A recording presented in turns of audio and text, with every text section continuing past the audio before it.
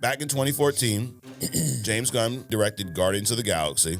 He expressed interest in making a movie based on the Thunderbolts. But by May of 21, Gunn he jumped ship. He did the DC film, The Suicide Squad. And he said because that team was similar to the concept of the Thunderbolts, he no longer had interest in the Thunderbolts.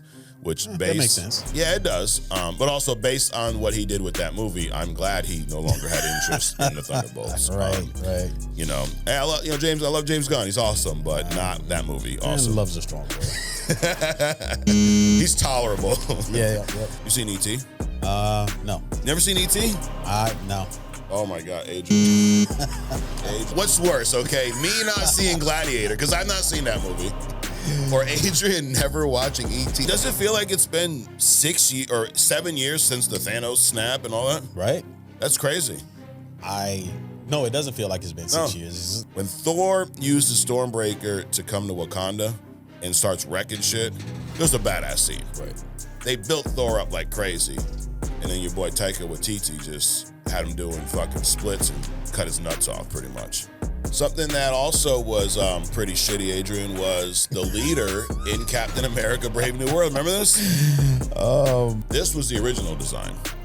That actually would have been better than what they came up with. I can't even tell you how much better this is than the version we got. Right. Sentry would dog walk Superman. All right. Welcome to Only Comics. I'm Mike. That's Adrian. What's up, man? What's up, bro? Weather's finally coming around. It appears like it anyway. Yes. But if you have asthma, any kind of those kind of things, you are screwed, dude. Dude, I've been hit this week. Yeah. Yeah. It was it's allergy. Well, it went from 40 degrees to 80 in one day, then 50, then 60, then it's raining, then it's not. Yep. Who the hell knows, dude? But then somehow some greens popped up on the trees, and now they're all on the ground. Yes. Yep. And then people like us can't breathe. But you know what, Adrian? We push through it. We fight through it because we got to get here to talk about comics and only comics, by the way. And definitely some other stuff. Maybe some other stuff. We got to talk to the interns, all our fans out there, so appreciate y'all checking us out this week. We're going to push through, Adrian, because that's what we do. Right. There was a few anniversaries this past week, Adrian. There was Star Wars, Revenge of the Sith, 20-year anniversary. Really? Yep. Wow. Avengers Infinity War, 6-year anniversary, I think was Friday, and then 7 year. No, I got that backwards. 7 years, Infinity War, Sunday, and Endgame, 6-year anniversary was on Friday. So nice. Time flies when you're having fun, huh? It does. So real quick, wanted to go and get into the news here, and Revenge of the Sith. So you're not the biggest Star Wars fan in the world, right? No, not at all. Are you more would you gravitate more towards the original, the older movies from the 70s and 80s, the prequels from the 2000s, or the newer ones? I only watch Star Wars because I was in between Star Trek. Outside of that, I don't give a shit about Star Wars. I got it. All right. But to answer your question truthfully, the older stuff. Literally the first movie. Yeah. Outside of that, I kind of lost interest. Gotcha. Okay. Well, Revenge of the Sith. So and George Lucas did this cool thing where he started his series at number 4 for some reason. Okay. So Star Wars was the 4th movie, and then Empire Strikes Back is the 5th, 6th, right? They came out, I think, late 70s, early 80s. And then in the early 2000s, he did the prequel trilogy. So this was the story of Anakin Skywalker, who becomes Darth Vader as a kid.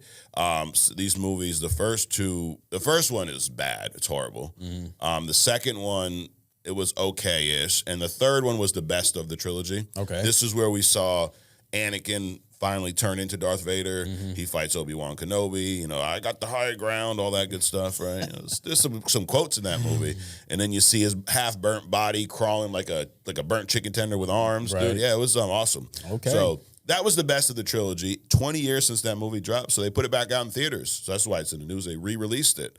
So does that mean that they're going to be a box office hit because they re-released it and the numbers are going to add to the numbers from 20 years ago? That part. Yes, there you go. So now this movie originally did, it wasn't $1 billion film. I think it was somewhere around 870 million, something to that. But this movie may be end up being one of the biggest reissues in history. They're not the first ones that have done this. I mean, James Cameron, every time a movie surpasses Avatar, he has to put it back in the theater, right? Like Endgame beat Avatar straight up. And then he's like, oh, we're going to re-release Avatar just because, after he congratulated them. But anyways, it's a dirty game, dude. It's a dirty game. But they put this thing back out, and this movie earned $3.5 million from Thursday previews, and it did $20 million in pre-sales, which for a movie that from 20 years ago, everyone's seen it like 100 times. Dude, this is better than a lot of movies that hit the box office brand new. Right. So speaking of doing better than a lot of new movies, why don't they just re-release the original Jurassic Park instead of making all these shitty, extras? Well, the bigger dinosaur. Next thing you know, you're going to have dinosaur beak sticking up in the Indian Ocean, and fucking the Falcon's going to be going after because it's vibranium or something. Right? And here Dom comes on the Charger. Family! But dude, this actually might top a movie you had talked a little bit about. You are a fan of the movie The Accountant, right? Yes. With Ben Affleck. And then The Accountant 2 was released the same week with John Bernthal, Ben Affleck back in this. And this movie may even top that movie's first week sales. So a lot of people hyped about this re-release. Wait a minute. So Star Wars is going to eclipse The Accountant? Yep. It makes sense, though, because really The Accountant is a sleeper movie, dude. Right. Really, I found it on Netflix by I was like, oh, Ben Affleck. I didn't even hear about it when it originally came. No. Okay. I didn't even know it was released. I mean, it was out yet. I knew it was coming, but I mean, I don't follow dates when things come out. Right. But The Accountant is a sleeper movie, dude. I've never seen The Accountant in the theater. Yeah. And so it stands I understand if The Accountant gets eclipsed by other movies, especially something like a Star Wars. Yeah. Because people heard of it. Not so much The Accountant. Absolutely. They say the last time a reissue did this much, it was The Lion King 3D, and that made $30 million in 2011. The old animated Lion King, they put it out. Now, that was in 3D, so it was kind of a new take on it, right? So, I mean, pretty impressive for a Star Wars movie that wasn't that good. Right. Well, they're going to give it the original Alien treatment, where when the spaceship at the end blew up, they had to add all these lights and make it look like they were going through a wormhole or something. Dude, I hate when they go back and fix shit in movies that don't need to be fixed. Right. Like, one of the ones that pissed me off the most was E.T. You seen E.T.? No. Never seen E.T.? No. Oh my God, Adrian. Adrian, that is worse than I do know what it is, though. You've never watched the movie. If I did, I don't recall, dude. Oh my God. Y'all let me know. What's worse, okay? Me not seeing Gladiator, because I've not seen that movie. Or Adrian never watching E.T. And you're like a alien guy, dude. That's not an alien movie, dude. That's bullshit. That's not I don't want to see no kid fucking finger on a bike in the sky. That's not an alien movie. Aliens is an alien movie. All right. Wow. I'm shocked. I did not expect this today, Adrian. On top of my allergies, you're going to do this to me? But hey, pretty impressive. Also, the Titanic, this thing, I don't know when this was re-released, but when it did $17.3 million, so it's going to do more than the Titanic. Dude, I read this it's conspiracy theory about the Titanic. So I'm not going to go crazy into it now, because that's what we get into on other stuff. Is this the one about it wasn't really the Titanic? It was a sister ship look-alike. Somewhat. It was insurance things? Yeah. You've heard this before, too. Absolutely. J.P. Morgan. Yeah. Some of his competitors were on the ship, and he last minute decided not. Yes, what? sir. So I'll talk a little bit about that on other stuff, which drops this Wednesday. You can join the membership in our description here, or go to the YouTube homepage. But 6-7 years since Avengers, Infinity War, Endgame. Dude, it literally seems like just yesterday I'm going to the theater to see these. Yeah, it's some movies that what were you talking about the other day that's been out for 20 years already? Some movie came out in, I can't think of the name of it, but anyway, it'll come to me. But yeah, dude, I mean, time is flying, dude. Right. That's why you got to have a plan for your life, because all of a sudden your life is gone. Absolutely. Dude. Like, does it feel like it's been 7 years since the Thanos snap and all that? Right. That's crazy. No, it doesn't feel like it's been 6 years. It's just like even Daredevil, man. When did it come out? That's been out, what, how long already? I think the last season was 2018, so about the same. Right? Yep.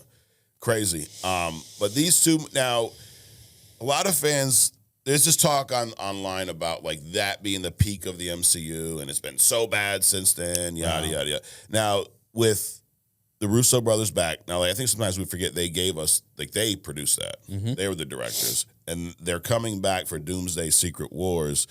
And I think a lot of the fans are 50-50 split. Like a lot of shit that I read, it's either they're going to knock it out of the park or they're never going to get back to where they were. I think they're going to get back to where they were. You know how there's some iconic movies, The Godfather, the original Jurassic, right? E.T., The Matrix, things like that. There will never be those movies again. Okay. Avatar, you will never get the same response, the same tactile feeling from being in a movie because the time and the environment shapes the experience. Yeah.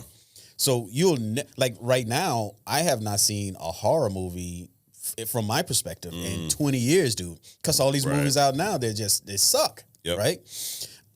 So you'll never be able to recreate those movies. So don't try to recreate those movies. Why don't you just make the best movie you can? Because quite frankly, it's not up to you whether it's good or not. True. It's up to the audience. So make the best movie you can, and people need to stop with, that's the best movie ever in that time period. No. It is what it is, right? And it is what it is today. Yeah.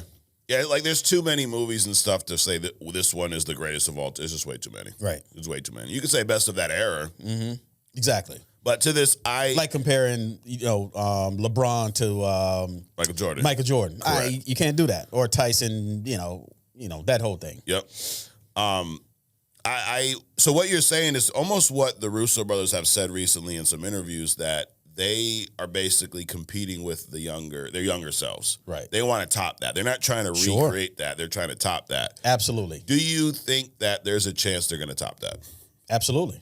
I do too. And that's the thing. A father, and in this case is not father son, but the son is supposed to, the children are supposed to supersede the parents. Right. If the children are doing worse than the parents, there's a disconnect.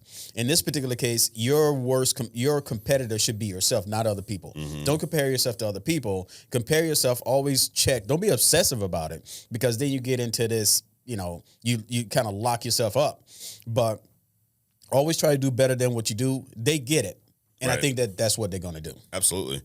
I mean, because they beyond knocked it out of the park with these two. It's like sometimes I watch these back and I almost forget how good they were. It's like a lot of times you see things in the past and you think they were better than they really were. Uh-huh. But with these movies, I was just rewatching Infinity War over this past week, and I'm like, dude, I forgot how just good from beginning to end this movie was. Mm-hmm. The portrayal of Thanos, right? His presence on screen. I mean, I think about what a bad job Fox did with Oscar Isaac as Apocalypse, right? Like that was almost disgusting to watch. Yeah. And not just because they're both fucking purple. Like, I'm comparing them because in the comics, they have a similar presence, right? Correct. Like, if Thanos is there, if Apocalypse is there, these guys are coming to fuck shit up. Right. So, Thanos, Marvel, Darkseid, DC. Yep. Who is it? The Sphinx, also Marvel.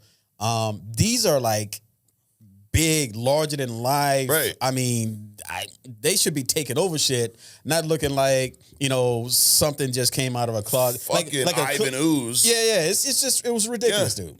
Looked like Ivan Ooze from the damn Power Rangers. Grimace looking motherfucker. Wow. Yeah, it was horrible. But you see what they did with Thanos, phenomenal. Mm-hmm. And just how they took this ensemble of God knows how many characters and managed to, like, I don't know about you, but there was no one in that story, Avengers, Guardians, where I felt like they were wasted in that movie. You're right. Like, you're right. There was character arcs for everybody. Because we've talked about where, this actor was wasted in this movie or so on, or they didn't really even need to bring this person in. You're right. Right. Nobody was wasted. Even Kevin Hart's tree bush. But even like, you had T'Challa in there. Right. You had that whole aspect. You bringing Bucky back, who now we're going to see in Thunderbolts again, which we have a little preview of that today. But seeing what they did there, and then, like, if you're making a movie, you're in their shoes, and I said, you can pick from these two villains, Thanos or Doctor Doom, to tell a story about. Who are you going to pick? Who do you think gives you a better shot at telling a more dynamic story? So I'm gonna borrow a little bit from you. Okay. So I would say more dynamic. I would say Doctor Doom, but I think more interesting would be Thanos. Okay. But I wouldn't want to see. You know how? Remember when you said that some characters, like Galactus, I don't want to hear their origin story. Correct. Thanos is one of those people. I mean, you can go back a little bit, but we don't need to go back to when he was a embryo, right? Yeah, all that kind of bullshit. Look, right? Thanos is walking, right? Yeah. So I think his story arc would be so just amazing and out of the park. I think it would be more interesting than Doom, and I'm only saying that also because I know so much more about Doom than I do Thanos. Okay, got it. So for you, for learning about him, you'd rather see Thanos. Correct. But with what you know about Doom, his power set, his interactions with these characters, like for me, I'd rather go Doom. So why I say that is I think, not that it's going to be easier to top these movies or easy to top these, but having Doom as their main villain, I think gives them an edge. Right. Also, the Secret Wars story versus, have you read Infinity War or Infinity Gauntlet, the comic from back in the day? No. It's not that good. I mean, it's... Hey, it is what it is. I'm not a huge... I mean, y'all let us know if you've read it. Is it as good as the movie Infinity War? Absolutely not. Is that comic as good as either one of the Secret Wars comics? No. So my thought is, you got the same people driving the car, right? But it's a better car. You got better gas going in this one. Yeah. So you're probably going to have a better ride. So you got Doom versus Thanos. You got the Fantastic Four. Almost like, what about this? Fantastic Four versus Guardians. I'm picking Fantastic Four all day. Right. Now, it sucks that we don't have Tony Stark in these movies. But my point is, I think they have, what they have in their toy box, or magnets, they said they put magnets on the fridge of the characters, right? Okay. What they have in those magnets with these two movies and the Secret Wars stories, I think gives them an advantage here. And I do think they'll top it. About these movies. So one of the low, I don't even know if I'd call this a down, but the treatment of Thor in Endgame, it led to the horrible treatment of Thor in Love and Thunder. Right. Like, as much as they built this character up in Infinity War, one of the highlights of that movie is when he gets Stormbreaker. Right. You know, he's got Tiri, the dwarf or whatever. He's got his hands burnt off by Thanos, and they go to his planet. Now when he comes down, when Thor uses Stormbreaker to come to Wakanda and starts wrecking shit, it was a badass scene. Right. They built Thor up like crazy, and then your boy Taika Waititi just had him doing fucking splits and cut his nuts off pretty much. It's like, Bill Cosby, all his life, he's on top. And at the end, the man cut him down. J-E-L-L-O. Remember those commercials? Oh, yeah. Oh, yeah. But, hey, it's a tragedy what they did, considering that nobody even thought that Thor would be an interesting enough character to even have his own movie. And especially show up in all the movies that he did, the crossovers and so on and so forth. And, right before they did that Love and Thunder thing and he got all fat, it was just ridiculous how they just build you up and then it's almost like, okay, I can allow you to build up or build you up. Right. But I can also take you down. Yeah. Yeah, like the fat Thor is right up there with Smart Hulk. Right. Like, it was funny in the moment. Right? You get it. He's got PTSD, all this stuff. They lost. I get it. He took it hard. But I think they dragged it on too long. Right. Like, when he came back at the end of the movie, he should have just been back to his normal form. Like, who, Hulk or Thor? Thor. Like, why is he fighting fat and shit? Like, come on. He's a god. Right. At the very least, I mean, he was like this ass-chasing, immortal dude just going around having fun everywhere, starting fights. Right. That's what his shit was. And he didn't do that on Earth. So he had places that he can go and be himself, in Asgard and other Asgard-like realms before he got here. So now he comes here, the doctor disses him. He gets all depressed about that. Right. This other thing, his friends going away. He gets depressed about that. All this earthbound stuff. Well, he was happy before. True. So, you shouldn't have came to Earth then. No, what I'm saying is, dude has options. He could have just went back to Asgard or explored all the universes or did whatever else. Yep. Because I was never a huge Thor fan. Nor was I. But in the MCU, I'm like, Thor's one of my favorite characters in the MCU. They made you like him. Yeah. Yep. I mean, he was badass. When he was fighting Thanos, I mean, even in Endgame at the end, even though he was still fucking fat, they had to adjust his little suit, to account for that belly. Right. But Marvel allegedly wants to give Thor a proper send-off in Doomsday and Secret Wars. So I think they're going to learn from their mistakes here, Adrian. They want to give Chris Hemsworth's Thor a proper send-off in an epic way.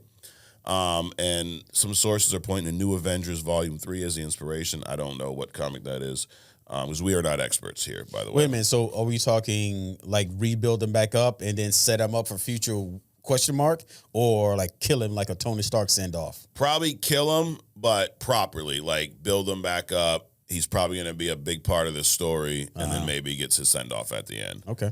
Which is much better than what we saw in fucking Love and Thunder.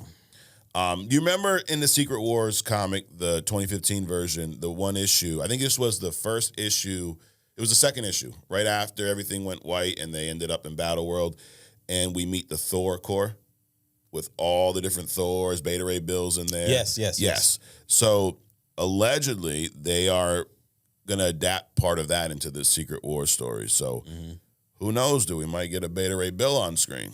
But you did as a hidden gem not too long ago. I did, and that would be a good send-off. Not that they kill Thor, but if they make him, because there's a version of Thor. There's always like a superpowered version of something. Right. Like there's a Superman 10,000 where he spent 15,000 years in the sun and all this other kind of shit, right? But there's a Thor, and I forget what the name of it is, but he's like a amped up Thor. Okay. It'd be cool if he elevates to that, then he can just fucking go off. Right. And then just leave Beta Ray Bill. That'd be cool. Yeah. Because Thor's a character where, you don't necessarily need to kill him. You can just send him off world to another realm. Sure. I mean, he's been alive for, over 1,000 years. There was plenty of time where he wasn't messing around with Earth. Exactly. So maybe his send-off is like, dude, if y'all really need me, let me know, but I'm going to go up here and take care of these people. Right. Do some Captain Marvel shit. There you go. She shows up holograph, sometimes. Right. Same shitty expression, but she shows up. Remember her, even her, like, there's other worlds that need saving. Like, gosh. Like, exactly. Shut up.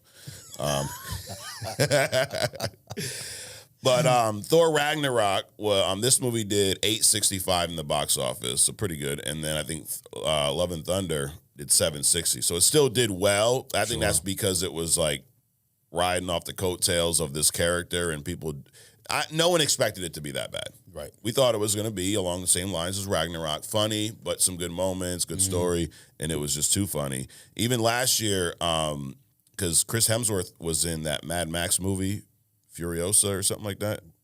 Chris Hemsworth or what's his face? Because I know Aquaman was in it. Jason Momoa. Yeah, he was too. Because when they were promoting this last year, he talked about Thor, Love and Thunder. So the movie's so bad I can't even fucking say the name. He said, I got caught up in the improv and the wackiness, and I became a parody of myself. He admitted I didn't stick the landing. So he's pretty self-aware. Right. And, so we'll see. I hope they give him a nice, we've seen that these two, the Russo brothers, have handled this character well in the past. So I trust that they want to probably correct some of, their peers' mistakes here. Right. So I'm looking forward to that. I'd love to see the Thor Corps, and it's a little wacky. Well, I remember first reading the issue, I'm like, what the hell is this dude? Why do all these people look like Thor? Right. But it was a cool comic. Sure. Thor Corps, Lantern Corps, Nova Corps. It's a lot of corps. A lot of corps, dude. Who would win, the Thor Corps or the Lantern Corps? The Thor Corps or the Lantern Corps. That's a crazy fight. That would be a crazy fight. I'm thinking the Lanterns. Yeah? You think they'd take it? Yeah. Something. Let me think about it. Okay, we'll get back to you later. Something that also was pretty shitty, Adrian, was the leader in Captain America: Brave New World. Remember this? Oh man, I know you remember this leader. Yeah. Well, there was a leak of what he looked like prior to the movie. I guess this would have been a pre-shoot version. Because, believe it or not, when they make a movie, they don't just like paint your face that day and put you on screen. Mm-hmm. They test some things. They come up with concepts. Hey, what does everybody think about this? And then they get one that's decent, and then they go, no, let's fuck it up and do it like this, right. Which is what we got with this movie. Now, if you go to the wide shot or the laptop shot real quick, check this out. This was the original design.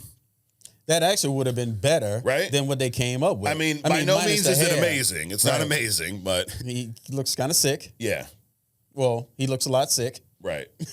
But I can't even tell you how much better this is than the version we got. Right. What was that, like warts on his head or something? Something like that, dude. That was horrible. So that was released this past week. Blue Whale Studios, I guess they worked on that version. And they just never went with it. I think they did that prior to the film, and then Marvel just went in a different route.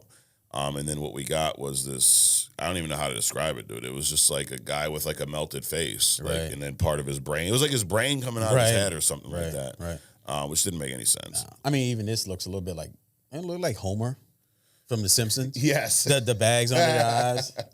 Yeah, or even looks like Beavis and Butthead. They have those giant heads up top. Right. Yeah.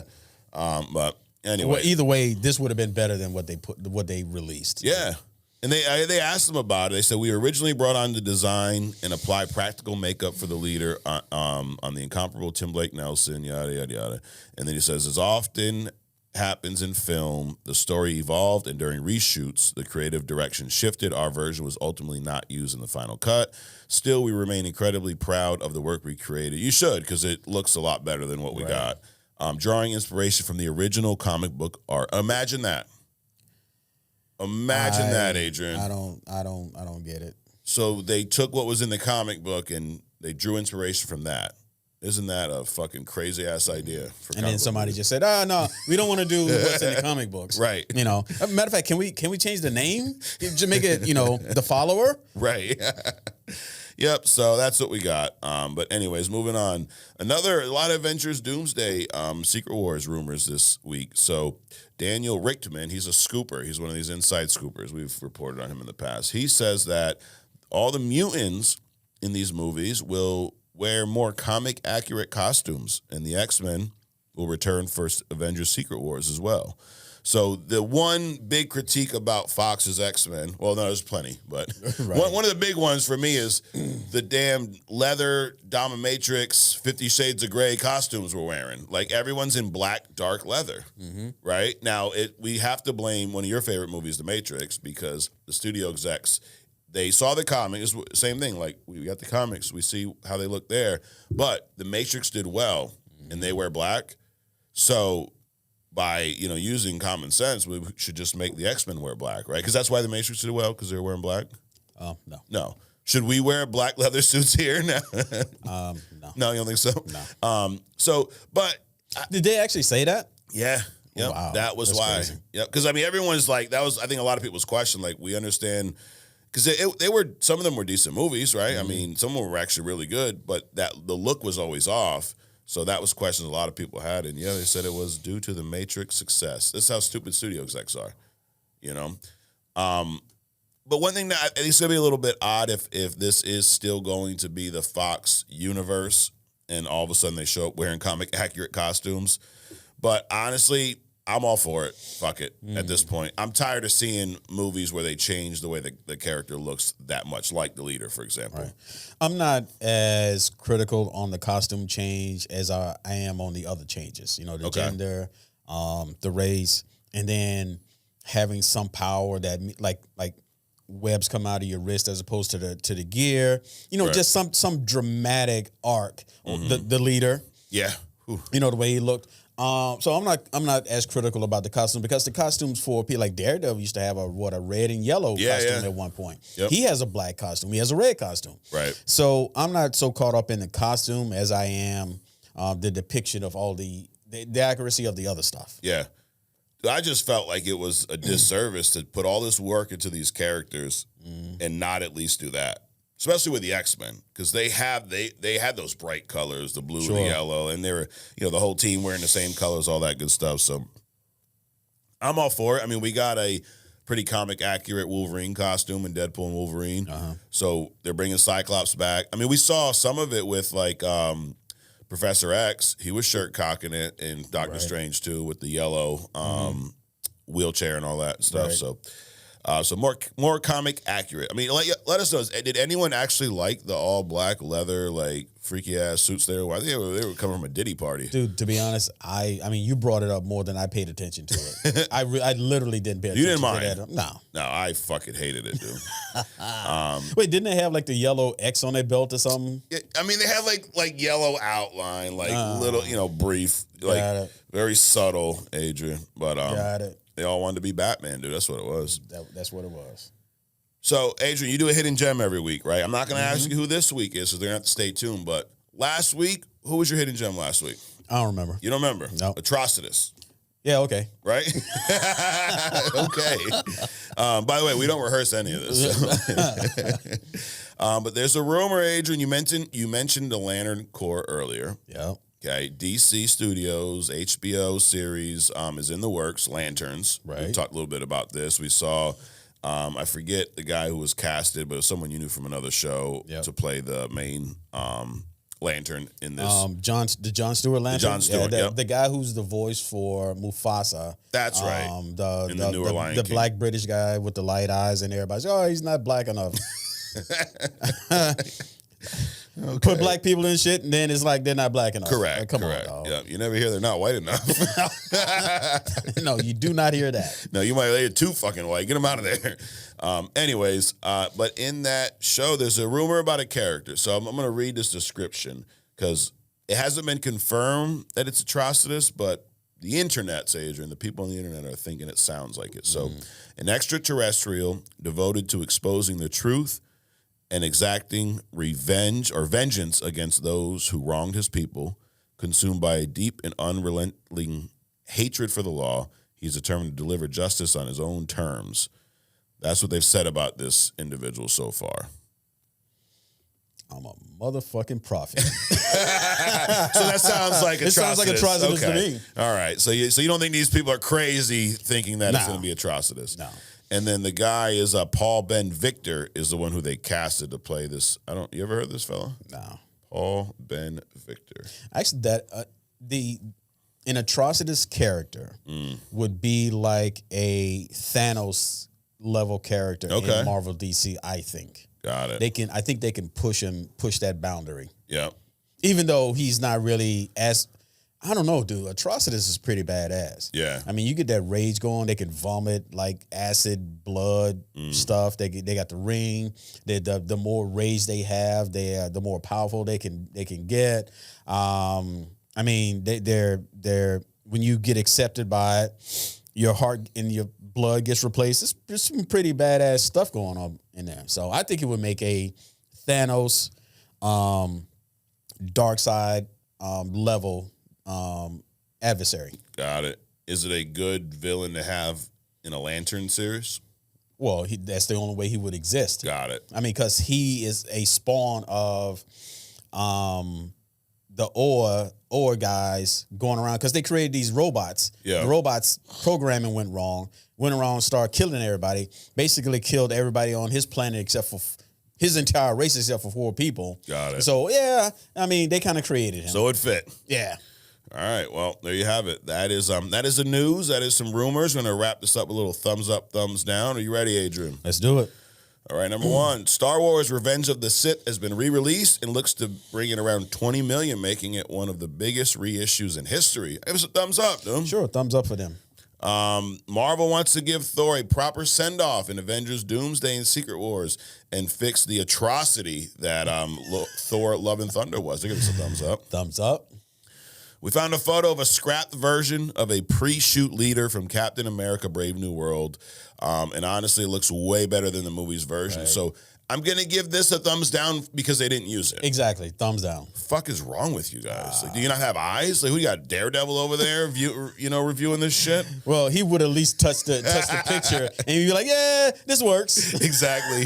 Oh my God, that's my girlfriend. I can tell by this fucking glob of paint right here. Yeah, okay. I can believe that a blind guy can see with sonar more than I can believe that he touched some paint and knew it was his girl. You misunderstand the power of his tactile, I guess. Fucking whatever, dude. At least he took his glove off. There's that. But he missed the cop coming up behind him. Yeah. The walking, the heartbeat, all that other stuff. Which is actually a power of his, by the way. Exactly. Okay. He was distracted. Yeah, he was distracted by that glob of paint. Like, how'd you know it wasn't just like a snot or something? Dude? Come on. All right. X-Men rumored to be wearing more comic-accurate suits in Avengers Doomsday, and they'll be back for Secret Wars, so I'll give that a thumbs up. Which X-Men, though? Well, I mean, true. thumbs up for that, yeah. But, let's leave out... Halle Berry as Storm. What's the other one? The Jean Grey? Sophie Turner? Sophie Turner and and Oscar Isaac as Oscar Isaac, but I know the other girl that played the changing chick. Oh, Mystique. Oh, yeah, Jennifer Lawrence. Yeah. She'll be leading the whole team of Avengers this time. Yep. Exactly. Yeah. Yep. Leading the whole Avengers that's not going to play. Correct. Out the door. Yes, her and Katy Perry. Last but not least, DC might be adding Atrocitus because they watched our show last week and heard Adrian's hidden gem to the Lantern series. I give us a thumbs up. Thumbs up. And you better get a check when that happens. I'm just saying. I most certainly will not get a check. Yes. All right. Dude, so next week, we're going to be reviewing Thunderbolts, dude. This thing drops someday this week. But I wanted to bring everyone up to speed because there's a lot going on in this movie, a lot of characters, which we've seen Marvel has been able to we were just talking about with Infinity War and Endgame. They can manage these ensemble casts pretty damn well. Right. And this is another one. So, quick thing, Valentina Allegra DeFontaine. Why is she got to have 12 names, though? Hey, three names, serial killer. Yeah, true. Now, I'm just saying. Yeah, and it's kind of looking that way, right? She is, I guess, almost like the Nick Fury of this squad, right? She's putting this team together, it seems like. She did first show up in The Falcon and the Winter Soldier, that show. I've only seen the show once. I remember it being okay. I didn't dislike it. What do you remember about the show? Much? Nothing. No. I remember that it exists. Okay. And you didn't hate it.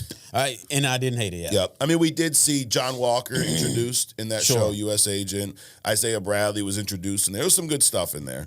One person we've not seen in a long time was Carter, Sharon Carter's granddaughter.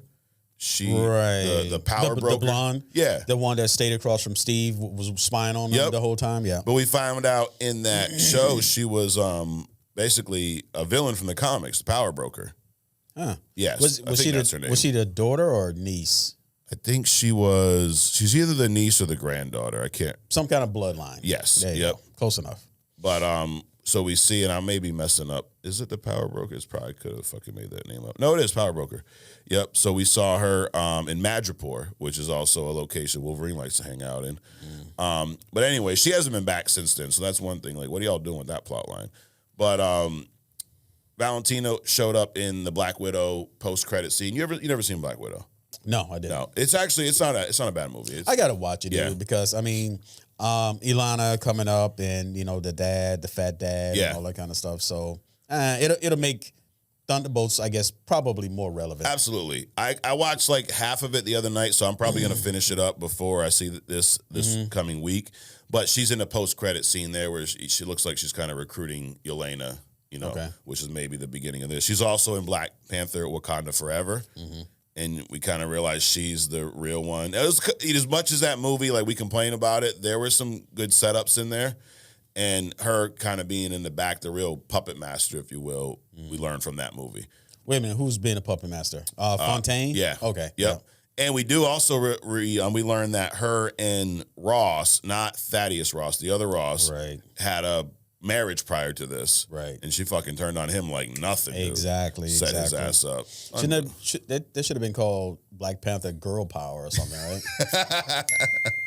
Yes. It was weird. It was all of a sudden there was all these movies about female dominated heroes and superheroes and this and that, which is fine. Right. But it just felt overly intentional. Correct. It was just weird. Yeah, like, do you think, I go back and forth on this, right? Inclusion's a big topic right now. Yep.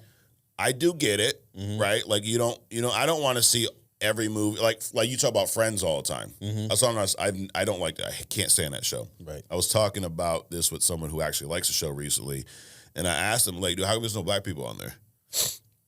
He's like, no, there is. There's like some. I'm like, no, dude. I've heard there was like 2. Two. Now that's one extreme, but then you get the other extreme where every main character has to be a black, gay, female or something. Like they have to get everything in one. It's like, wait a minute. Like, can we have a little bit of balance? Right. I mean, you'll hear the other side of the argument when people hear this, and they be like, well, every show is all men. True. Yeah. But I don't know. It's just weird. Right. It's just weird. Like, should you kind of cater it to your audience, or because I think what they're doing is they're trying to make it more inclusive to attract people that are maybe not the core audience, right? Because I mean, core audience of comic books are usually older men. Yeah, but to attract the core audience with characters, you use the characters that attracts these people. Right. You don't change them. Again, like the Sphinx. Yep. That's an Egyptian comic book character. Right. You got, black characters, superheroes, supervillains across DC, Marvel. They're everywhere. Just pick the ones that people know about. Don't piss them off and make them something that they're not. You spend so much time trying to gender, race, whatever, swap things and people that you take out the excitement of the character itself. Right. Because it's like, well, with the Hulk, you're trying to make him so inclusive. You're trying to make him smart. Then he's a shitty ass Hulk, dude. Right. It's just weird. It's just weird. Yeah. I mean, but I try to like take a step back and think about the whole picture, because with characters that I don't know from the comics, them being race swap, gender swap, I don't think much of it because I didn't even know who they were. But if it's somebody that I know and I'm like a fan of, then I'm like, wait, why are they doing this? Does that make sense? It kind of does, but it's like what you're saying is, if I don't know you, I don't really give a shit. But if I know you, then it's shitty that you did what you did. Yeah. But the thing about it is with access to information today, you can be like, oh, female Silver Surfer. Well, they never existed before. That's bullshit. Right. You can call it. But you can also, we have characters that they were D-level, C-level characters. Iron Man, he wasn't that big back in the day, but now because of, how they portrayed him now, he's like, top tier. Yeah. Thor, he was, C-level back then. Now he's back to C-level. Yeah. You got things like that. So, but there are characters, when you bring up a character, you're bringing them out for a reason.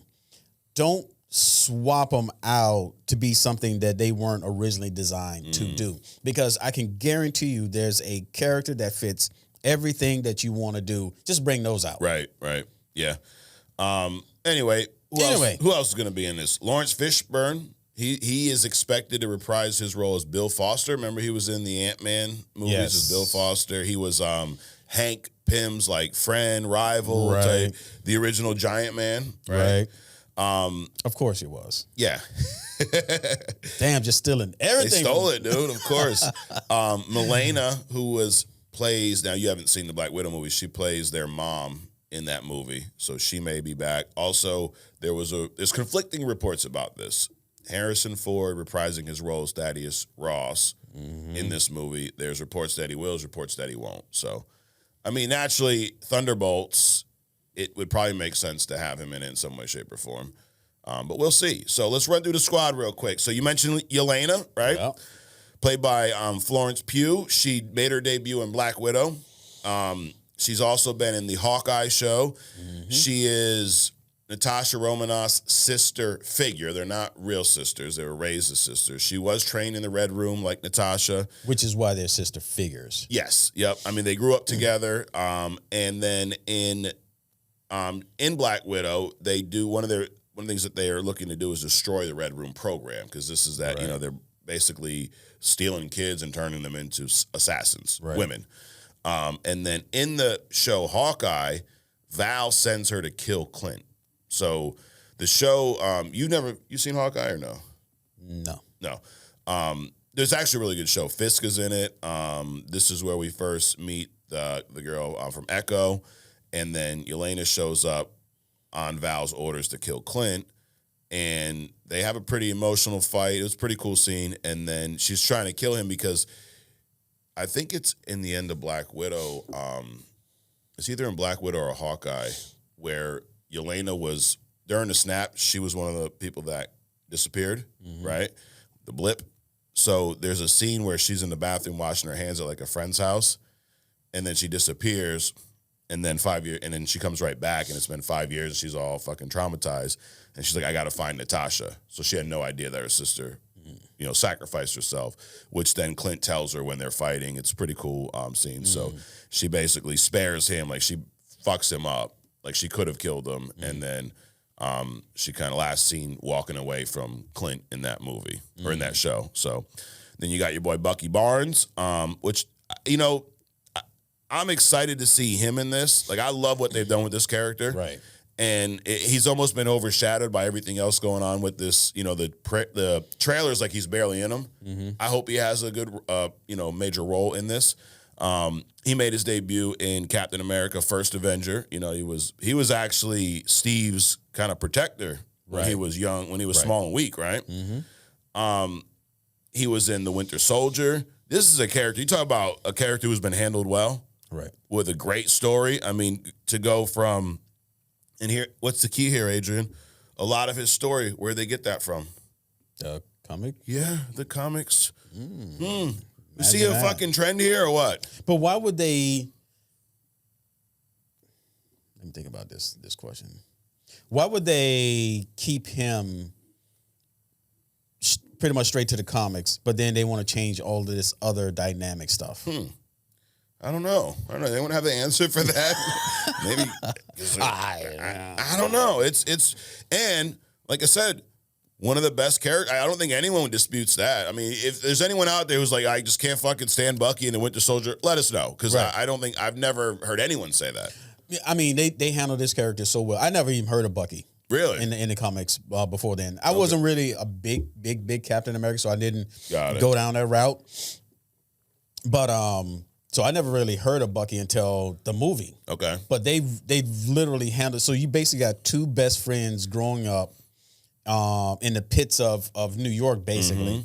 They joined the military under two completely different circumstances, and they both end up basically superheroes. Yeah. And in the end, the way it's settled now, Cap is dead or retired or severely old. Yep. And Buck is basically doing is political. He's a politician, right? Yeah. Which I don't know if you caught this in the last trailer. Sounds like he ain't a politician no more. Right. Val said something about, that was a real quick run at council or whatever. So that doesn't mean he can't show up in the suit every once in a while, right? To give his advice. There you go. But it makes sense as why he's now, because that's what I wondered. I'm like, wait a minute, he's a politician. What the hell's he doing with the Thunderbolts? But something must have happened. He got the boot, and here he is back to what he knows, right? Hey, But he was, and then in the Winter Soldier, he went from Steve's best friend in Captain America, First Avenger. We thought he was killed, fell off the train or whatever, right? And then in the Winter Soldier, he's now the villain. They portrayed him fucking amazing in that movie. Yeah. I mean, a lot of people glaze that movie a little too much. Like, it's probably one of the best movies in the MCU, but they're like, that's the best one. Like, slow down, bro. Relax. Then in Civil War, we kind of see his redemption, right? But we also find out about a lot of fucked up shit. He killed Tony's parents. Right.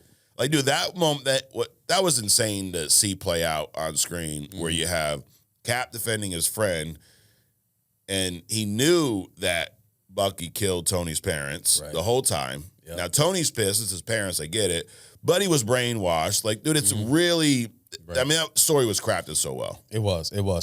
So Cap not only knew that his friend killed Tony's parents, and then Tony didn't know that Cap knew, and then his person he's working side by side with, actually he wasn't working side by.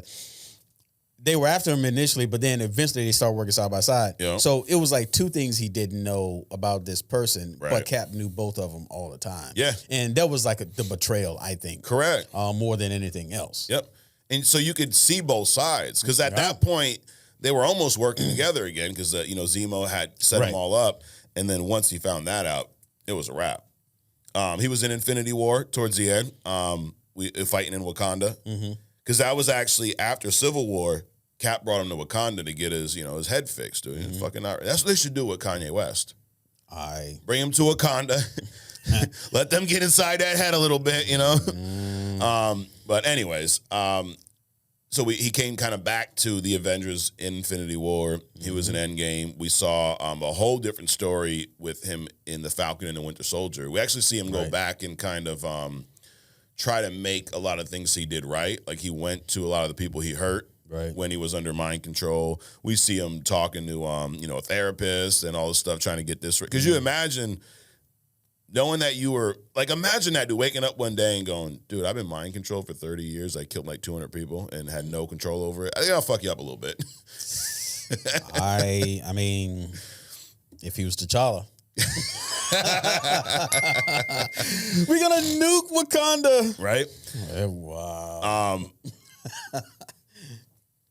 So, anyways, last we saw him was he showed up briefly in Captain America: Brave New World, like you said, as a politician or whatnot, and really just to kind of be there for Sam, because he's in a lot of ways he helped Sam become the new Captain America. Like, he was side by side with him in that show.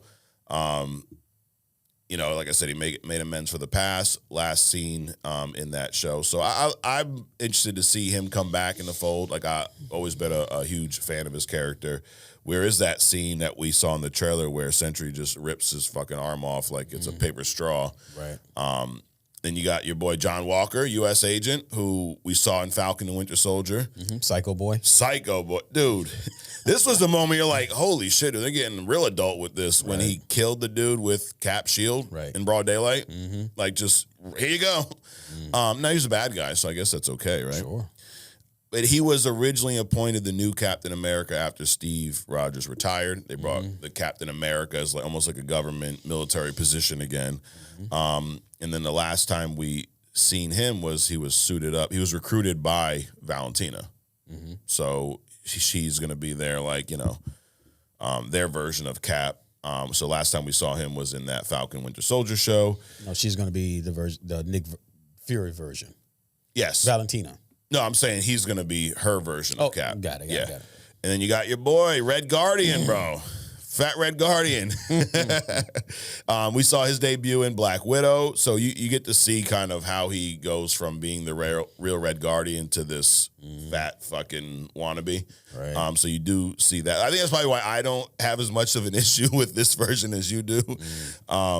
He's basically Russia's answer to Captain America. See, that's why that's the issue right there. What? Come on, dude. I mean, you've never seen this guy not fit his uniform, and then he shows up on big screen as this. I mean, I understand retired. Yeah. I understand, you haven't fought in 50 years or whatever, but the body, nah. All right. Well, hey, if you watch Black Widow before you see Thunderbolts, we'll see if you still feel that way next week. He's still the same way in Thunderbolts. All right. He's a father figure, kind of, to these two girls. And I mean, he's goofy, he's big, he's still a pretty badass fighter. And he spent years locked up after his glory days, so that's kind of why he ended up where he is. Last time we saw him, he actually was helping Yelena and the others free the Black Widows. So he turned to good towards the end. AJ. Wait a minute, the Black Widows? Is there a Black Widow Corps too? Of course. Yes, they're going to take on the Thor Corps. Then you got your girl Ghost, Ava Starr, played by Hannah John Kamen. Everyone's going to have 3 names nowadays, dude. Anyways, debuted in Ant-Man and the Wasp. Yep. Now, I didn't know much about Ghost in the comics, so I'm pretty sure this is a gender swap, whatever. But again, this is one where I didn't really care because I didn't know shit about Ghost. Did you know much about Ghost prior to this? No, not really. Well, the Ghost I knew was Iron Man character. Okay. So, and definitely gender swapped. But you're right. Didn't know much about him, so there's really no effect. Right. Like if you gender swap Spider-Man and still call him Spider-Man, we gotta have a problem. Right. But this one, whatever. In this movie, Ant-Man and the Wasp, she was a victim of a quantum accident, and it caused her to phase in and out of reality. Mm-hmm. She was working with S.H.I.E.L.D. prior to going rogue, and she wanted to harness quantum energy to stabilize her condition, and which is pretty much what the Van Dynes helped her achieve at the end of that movie. But wasn't the Ghost I thought in the comics the Ghost, it was the suit that gave him the power. Yeah. Right. So this is the web out of the wrist kind of a exactly. They changed the gender, they changed everything, they changed the power. Which we have seen a lot in the MCU where powers have been adjusted for screen. Sometimes it makes sense because, like you pointed this out a lot, like it's going to be interesting to see how they adapt Franklin Richards because of his power set. Right. You could draw whatever, but it's going to be interesting to see how they capture that on screen. So sometimes I think they simplify powers to be able to tell that story better.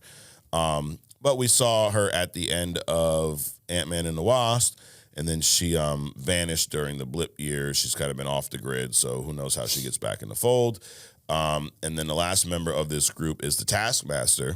This is another one that was gender swapped. This is Antonia Dreykov. Her debut was in Black Widow. Now, she's pretty badass. She is revealed to be Dreykov's daughter, mind-controlled and experimented on.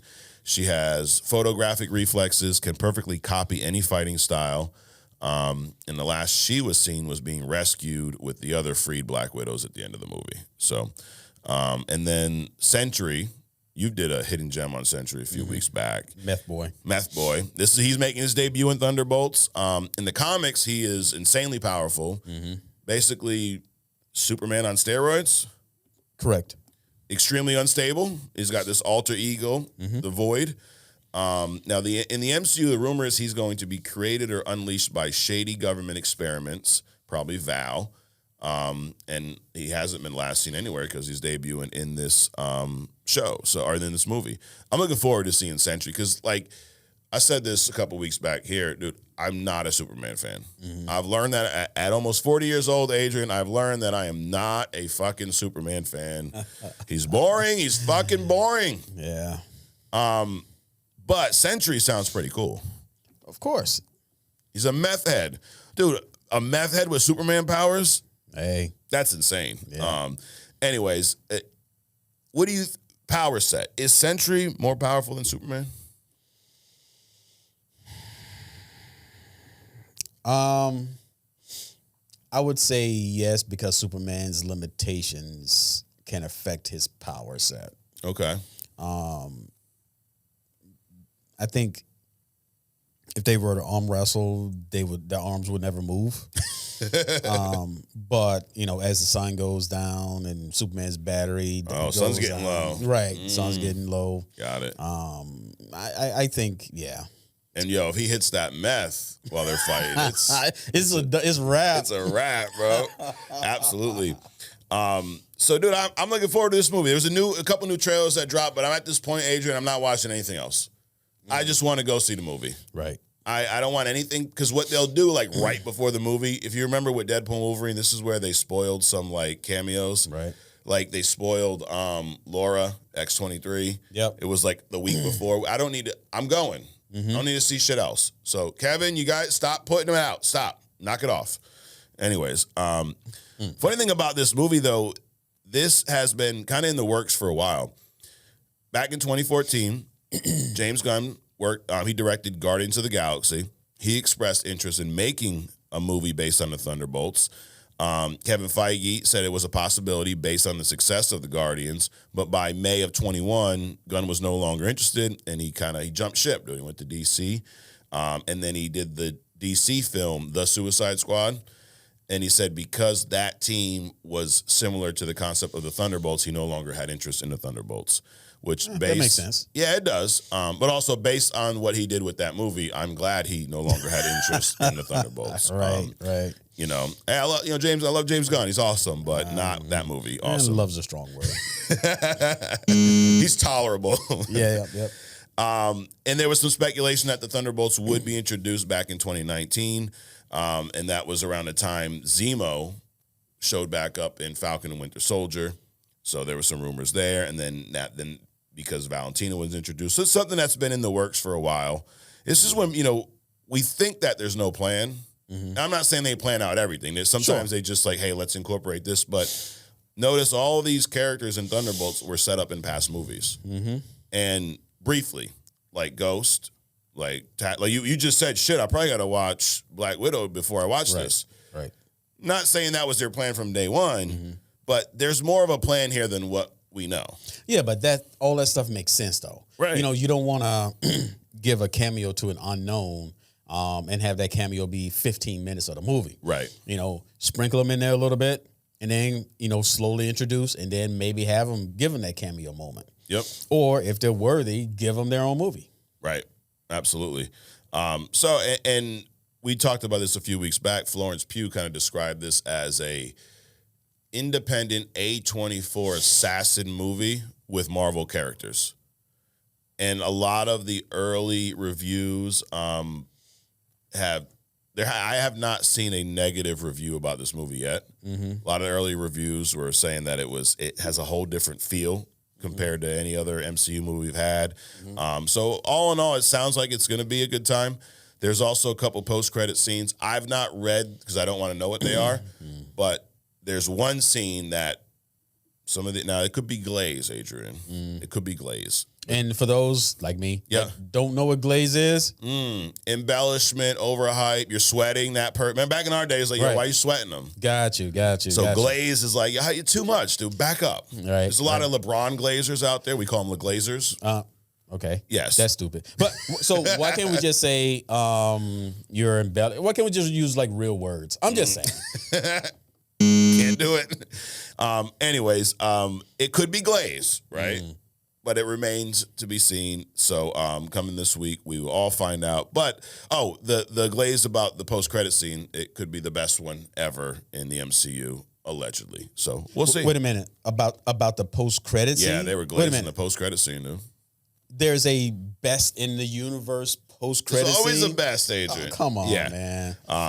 Now, I hear your point of view, but let's be honest, some credit scenes suck. Oh, well, like you sit there and wait, and you're like, really? It's just a guy at the hot dog stand punching himself in the face, Doctor Strange? Really? That's what I fucking waited for?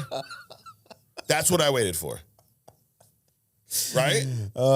There's that. I mean, and then you had like at the end of, I think it was Winter Soldier, where the end credit scene was the guy with the scepter, I forget his name, but he was running experiments on Wanda and Quicksilver, when they were in like, captivity or whatever. Oh yeah, I remember that. So I guess there's levels to it, dude. You had a good one. You had a fucking atrocity. I mean, but it sounds like we're going toward a rotten apple of post-credit scenes here. There's going to be like a whole category, post-credit scenes, rotten apple Worst score, ever, yeah. Right? There you go. Getting a Tulip Award or some shit. A Razzie. But anyway, by the next time you see us, if you're not an intern, because you'll see us Wednesday, but by the next time you see us on Only Comics, we're going to give you our thoughts on this movie. I'm hoping it's good, dude. I'm pulling for it, All right. Real quick, Adrian, before we get into The Last of Us, Season 2, Episode 2. Oh, boy. Before we get into I need to prepare myself for that. Right. Go to the wide shot real quick. Need the tissues. Right? Go to the wide. All right. So we got some new comics in. So a few weeks ago, Hush 2 dropped, right? The first issue. We read it. We kind of glossed through it because we wanted to give everyone else the opportunity to read it. Next week, we're going to discuss that. But Hush 2, issue 2 just dropped. So, Adrian, right next to you, there's this giant issue. Big ass. Huge. We call it big ass. Yes. It's like the newspaper you bring to the toilet, back in the day. Nowadays, you scroll on your phone. But we got a few copies of this on sale. I also have some foil variant versions of that. And then right next to it, you got Hush 2. There's a handful of variant covers. So that's the original cover. And these are all just different variants. That one's a little wacky looking there. But you can get all these on onlycomicsmerch.com. We also got foil covers of Batman 615. This is, I mentioned that the original Hush comic is being re-released, Adrian. Okay. So brand new printing of the original. I'm showing you. I should be showing them, right? Right. And a brand new foil variant. So you can get these on onlycomicsmerch.com as well. And this is the first issue of Hush 2, which we'll be reviewing next week. Also got a couple of these Daredevil Born Again graphic novels. And so this is Frank Miller, David Mazzucchelli. I was talking a little bit about this last week. They did year one. So it's kind of that older style. Right, probably what you're used to, Adrian, back in your day. Yeah. Looks like some old Spider-Man drawings. Right? So you can get all that on onlycomicsmerch.com. Somebody was asking about Punisher Max, and I said I can get the omnibus. And he's like, he said something about, excuse me for asking, but what is that? That is like the collection of every. It's usually not. It's every story that goes with that comic series, and it's usually in a hardcover giant book. They usually retail for about $100. But if you do want something like that, let me know. We can get it for like 20% off. So cool. There you go. Onlycomicsmerch.com. Check that out. Also, you get this amazing shirt. This amazing shirt you're wearing. It's pretty fetching, Adrian. Yeah. Something that wasn't so fetching was what happened in the show The Last of Us 2. Oh, so man. I've been waiting, Adrian, for this moment. So I played the game, okay, and I'm glad we can finally talk about it. Actually, spoiler alert right now, because we are about to spoil some shit for you if you haven't seen episode 2. I played the game, and what happened in this episode made me check out of the game for a little bit, Adrian. Wow. I was so fucking pissed off. Yep. Okay. Now, yes, I know it's fake. I know they're characters, but you get invested. Yeah, right? all right. They draw you in. Absolutely. And before we even get into what happened here, let's talk about Joel a little bit, right? We the first season we spend a lot of time with Joel and Ellie. Their relationship goes from I fucking hate you to you're my daughter, pretty much, right? Like that was a really good story arc for both of them in the first season. Sure. He was a transporter and she was cargo. To the point where that's what he referred to her as for half the season. But then we had that moment at the end of season 1 where he killed everybody to save her. Right. Even when he was talking to his therapist in this season, and she asked, "What did you do to her? Like you did something." And with tears in his eyes, he says, "I saved her." Right. Which he did. Yes. But he kind of against her wishes in a way, right? And then we see now there was a death threat last week, Adrian. Did you think that was a threat that they were going to follow up on, or did you think there's no shot? I definitely thought that they were going to follow up on it. Okay.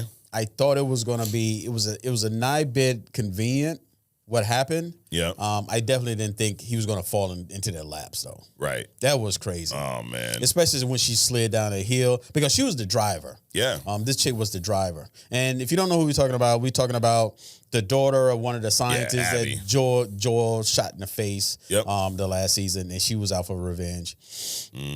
She slid down that hill, and they were talking about, as we jump around here. Yeah. They were talking about, and not, what was her name? Abby. Not Abby, but the people inside the town that they were rebuilding. They were talking about these, what do they call them? Infected. How they're smarter now. How because Ellie encountered the one in the store in the last episode that was smarter. Right. Yeah. But did you hear when they was talking about the infected? They were basically sleeping under infected on top of them. So the ones on top of them, they were dead or maybe not, but they were basically using them as blankets. Correct. And then when this chick fell down this mountain, my God, it was like she fell into a hornet's nest or something. And it's like it was like the Walking Dead it was 28 days later. Right. Up in that joint. And they were after her. Oh my God. And then who saves her? Who saves her, dude? And what I liked about this is, yes, it seemed convenient, but it made sense because that's who Joel is as a character, right? Sure. He's going to try to, like, he's kind of turned into this, like, he's there for the community. They're building a community now. This is also 5 years later. Right. So, yeah, this outbreak has happened. They moved past it. This is life now. But you're starting to see some semblance of society again. Yes. And he's now part of it. He's no longer a transporter. He's now building this community. Right. So, naturally, he don't know this chick. She don't know he's Joel. He has no idea anyone's even after him. Right. He sees her as some lost, wanderer that's about to be killed. Let me help her. Natural instinct, right? That was and even though I knew what happened, I'm like, I wish they would just grab this bitch, I wish Right. But dude, that was insane, just that whole scene. And I love that. I think it's shot up in Calgary, or somewhere in Canada it's shot. But it's so cool, like how it's different. They're out and there's nothing out there except for them. And then Joel fucking saves her. And then you see the look when she hears his name. Right. And then you're like, oh shit. Now, did you think at that point, he was going in this episode? Not at all. No. I mean, not at all. All that shit caught me off guard. Yeah. Even when he was on the floor, she had shot him and beat him to a bloody pulp. Yep. I thought Ellie was going to come in there and just raid the place. Right. I'm like, this chick is crazy. She's going to walk in there and all that emotion is going to come in. And, of course, she goes in and gets tackled immediately. Yep, immediately. There were some people complaining online because this is the shit that is just ridiculous to me. You have a game. Now, you may think you're talking about both sides, Mike, because you said you should adapt things from the comics. Yes. Doesn't mean you need to adapt everything verbatim. So in the game, Dina, the girl who was traveling with Joel, at this time, she's actually with Ellie. And they're like laying in bed. And we saw in the last episode that, we knew Ellie was lesbian and Dina, we weren't really sure. She was dating the kid, the dude. But she's got some feelings for Ellie or whatever. We saw they kissed, they did their deal, they pissed off the chef or whatever. Dude, how does that affect you, bro? Anyways, because now they're off the market for you. Exactly. Trust me, they weren't looking at your ass, bro. Exactly. But anyways, in the game, these two, Dina and Ellie, are like sharing a moment in their room. I think they're smoking a joint or something, and they're like basically in bed laying together. It's an emotional, they're connected. Sure. Okay. And then Joel is actually on patrol with his brother Tommy, not with Dina. Okay. So here's what I'd say to you people. If you like that version better, then play the fucking game. It doesn't need to be exactly the same. If you're going to take the game and recreate every scene exactly the same, why have a show? Well, I mean,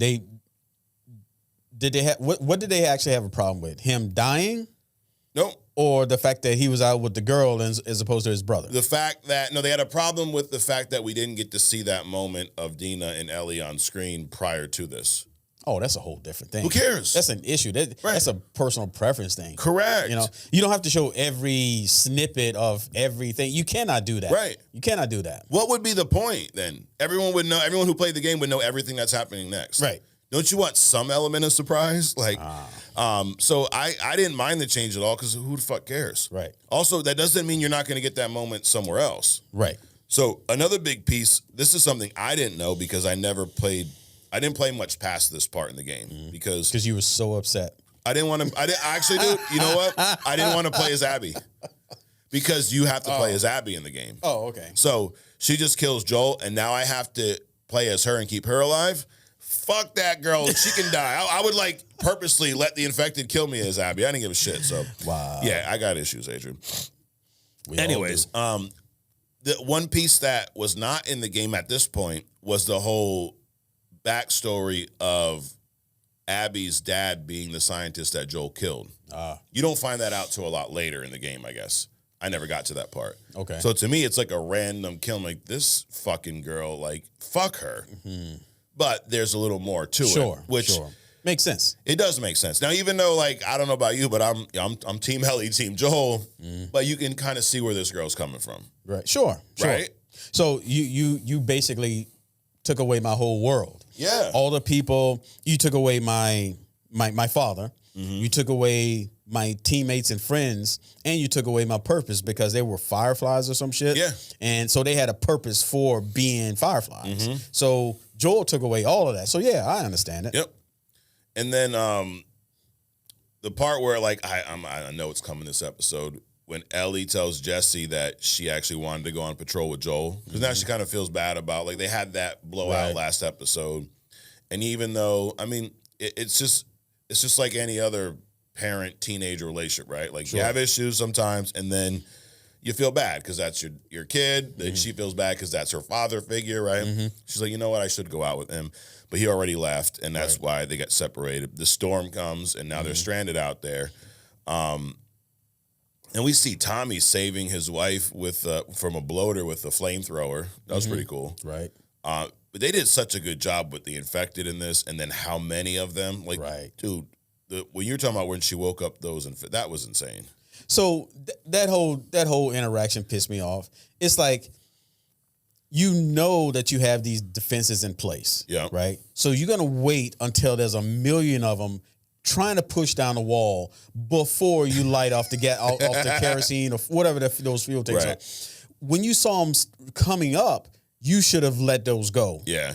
And let the gas start leaking. But dude, how many of them were? Holy shit! There was like a cave full of them underneath all of that shit. You just saw a couple of heads. I thought when the one just started like moving like that, I thought it was like an avalanche. I thought she had kicked off an avalanche. Yep. Yeah, well, it was an avalanche. Yeah, an avalanche of infected. Absolutely. But so that pissed me off when they allowed them to get up to the gate, and then they start, lighting them off, and because of course as they're running to them now they're lighting the fucking fence on fire. Right. Then the big crackhead one that was coming up with the bloater, the bloater, the sledgehammer for the head. Yep. They waited. First of all, they waited until they got through the gate, and then you realize they're 2 blocks and around a corner from this damn thing. So they sitting waiting for them to come into the middle of town. As soon as that crack would have came open, that flamethrower should have been sticking out that hole, dude. Yep. That pissed me off so much. I was done then. Right, I was done a long time ago. These 2 movies has got me so riled up. Between Ellie with her bullshit in the first one, and now how they handle this whole thing. All those people should have died like that. But anyway, that's just my feelings. I'm getting pissed off just saying it, dude. Hey, it means it's doing its job, right? It's evoking emotion. That's the problem. It's got you invested. It's got me invested. Oh, but so The Walking Dead was a game too, I think, right? Comic book. They did make games about it. I think it came from the comics. I think then the show and then games.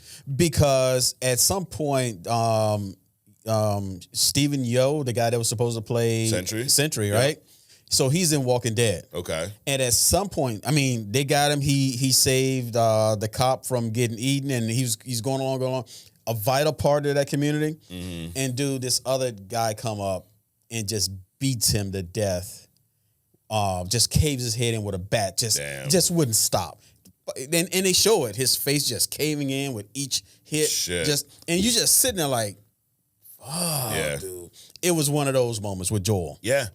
And I give any show, any creator a lot of credit when they kill off a main character. Right. Not literally the main character. Right. And not just, a shark ate him or he fell in a hole. Right. I mean, just brutal. Correct. And not like, hey, end of the show. Hey, everyone dies at the end of the show. Right. This is episode 2 of the 2nd season, and there's still a 3rd season they're planning. Like, that's ballsy. Right.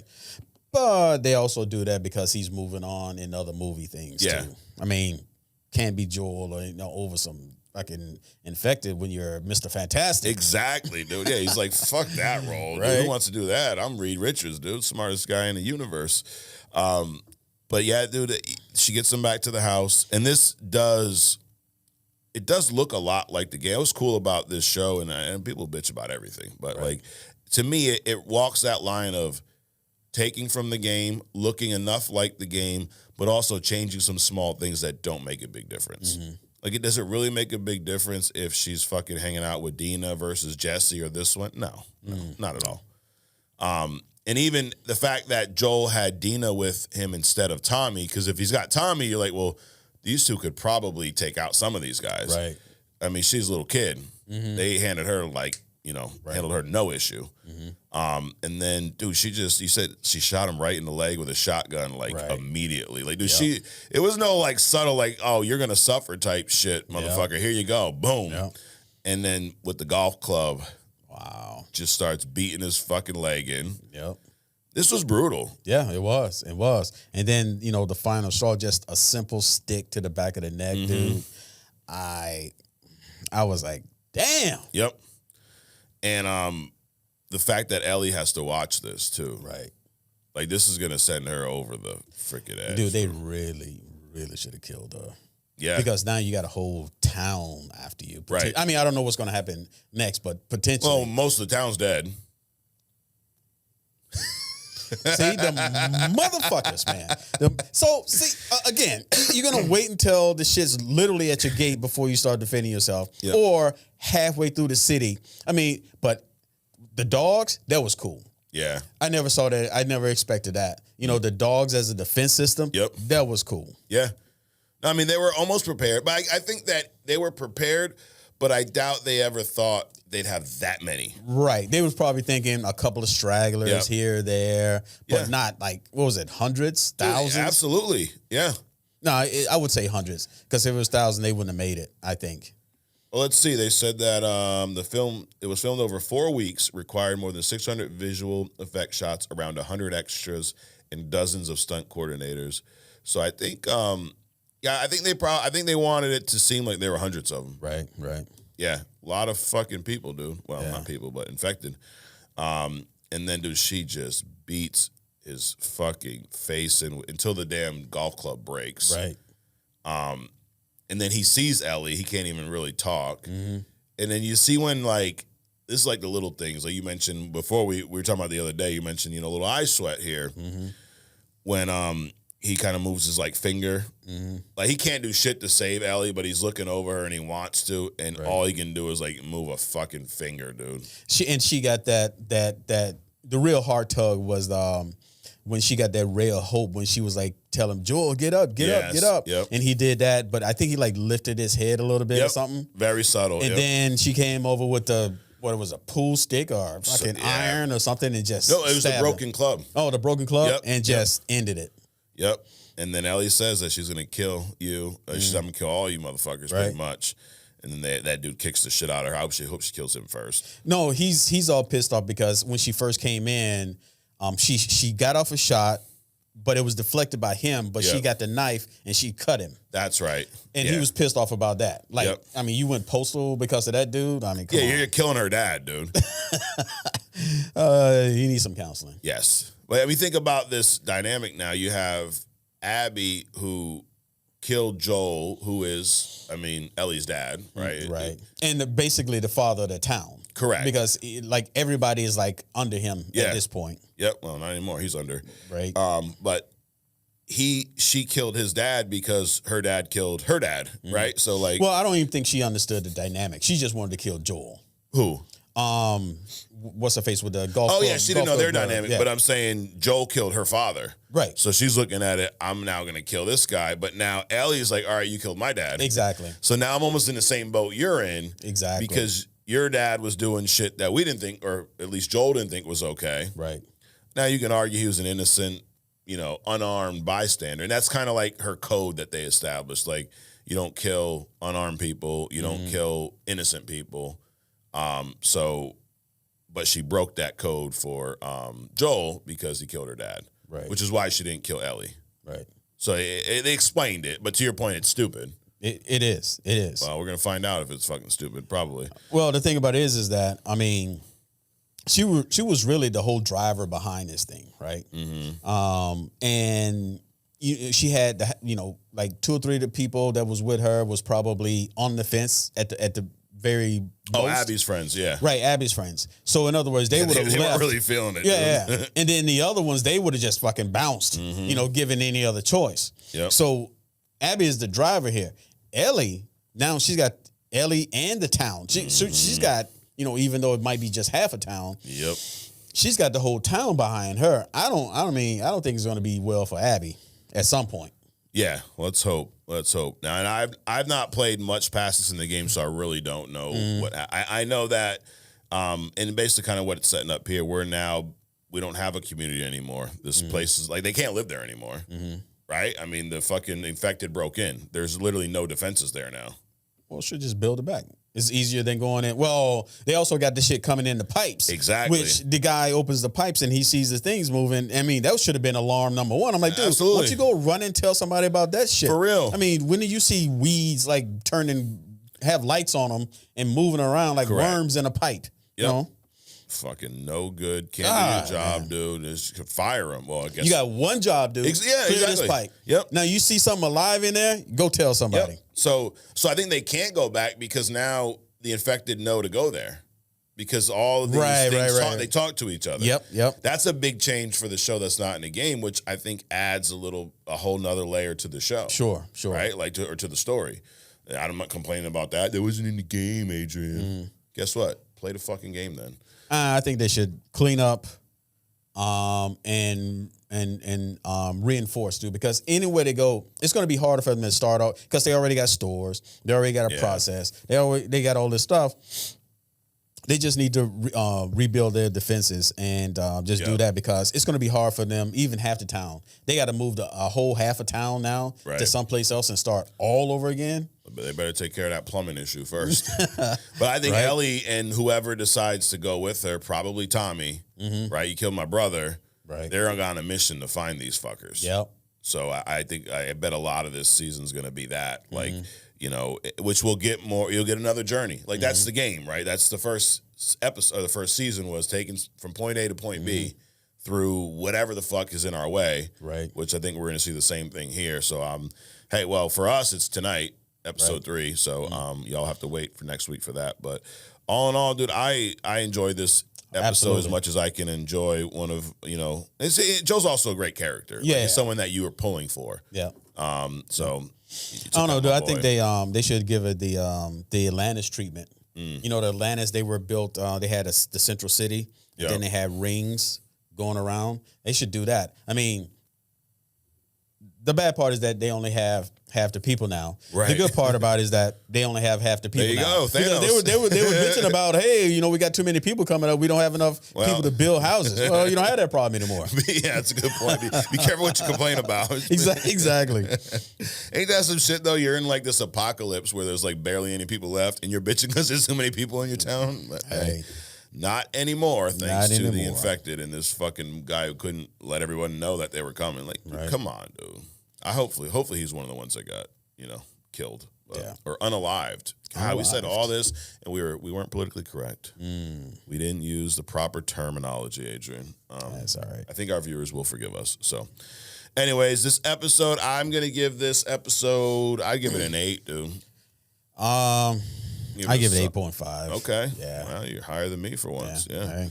I give it a solid 8, dude. I enjoyed it, but you killed my boy. Pissed me off. Fuck you, Abby, and all your friends. Okay. Hope you get exactly what you deserve. All right. We respond, Adrian. We're going to respond to some comments here, and then we're going to get into Hidden Gem. How's that sound? Works for me. OG Dirte. We're going to start with our intern. Shout out to all of the Legion of Interns out there. Appreciate you guys supporting the pod, as they say. I actually hate that phrase. The show. It's not a pod. We can't say podcast. How much time do you save by not saying podcast? I don't know. Anyways, he says, Adrian, you were spot on about the Human Torch. Okay. If they wouldn't have opened his mouth about the character being a womanizer, we never would have noticed that they took that out. There you go. What do you guys think about the rumors of Disney canceling Blade again? I know. I didn't even want to bring this up, Adrian. What? Yep. The rumor is they canceled Blade. Does this mean we won't see any supernatural characters like Ghost Rider, Man-Thing, or Wendigo in the movies? And I think it was at the end of Daredevil episode 9 when he said we need a team. They cut the bullseye. Huh. Okay. That's interesting. No, that's not what that means. That just means you won't see any black ones. Now, I'm just saying. One thing that they have I could be wrong. They did say they were working on a Midnight Suns movie.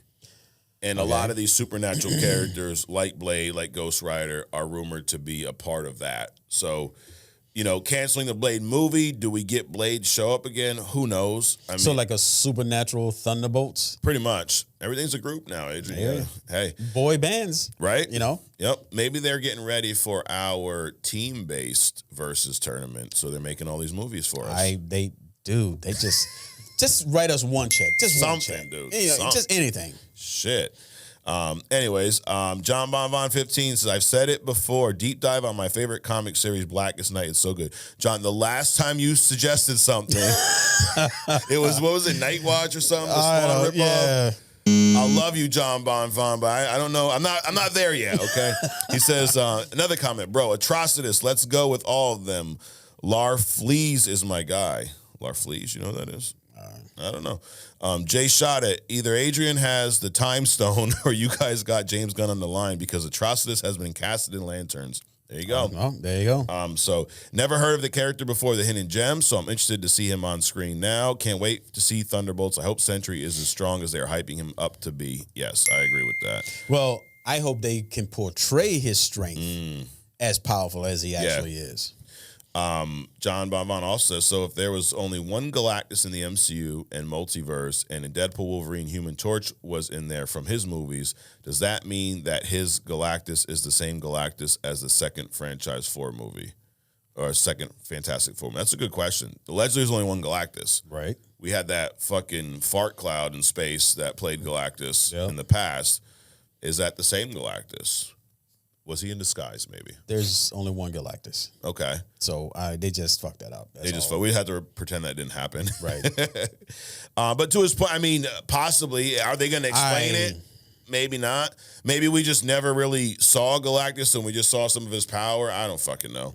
Nah. But yeah, I mean, that's probably going to be one that we just collectively agree to forget about. Right. Bro, man, Williams, yo, it's your boy back off in this bitch. Okay. I'm going to get just right to it. Raw After Mania was basically night 3 of WrestleMania. You know your boy was going to always keep the wrestling shit alive on this firepower podcast. Yes, it was. Raw After Mania, it was a good time. It was a good show. And we got to see Seth Rollins, Paul Heyman, this whole new team up, get another layer to it. Your boy Braun Breaker joined the squad. So there's a lot of cool stuff happening in WWE right now. And we actually, bro, man, I'm going to let you know, we're going to talk a little bit about The Rock and what he fucking did this past week and his, So we're talking about on other stuff, though, so it's a little teaser for you. Maple Grove, as Adrian has been doing cool DC hidden gems lately, could I request for Blue Beetle if it's not been done already? I recently watched the movie and really enjoyed it. That's a good one for you. Blue Beetle hidden gem. Did you ever do a Blue Beetle?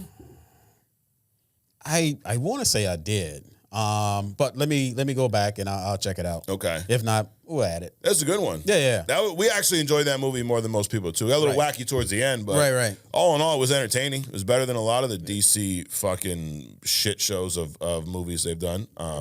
Ryan Sandlin says shotgun rounds at the end of Daredevil they shot at Punisher were non-lethal. That is true. Remember they said they were using non-lethal shit on Punisher? Because you were asking me where they're shooting them. Why, he should have been fucked up a little more. Right. But they were. Oh, is that what that was? Yeah. They did say they just wanted to fucking put him through some pain. Okay.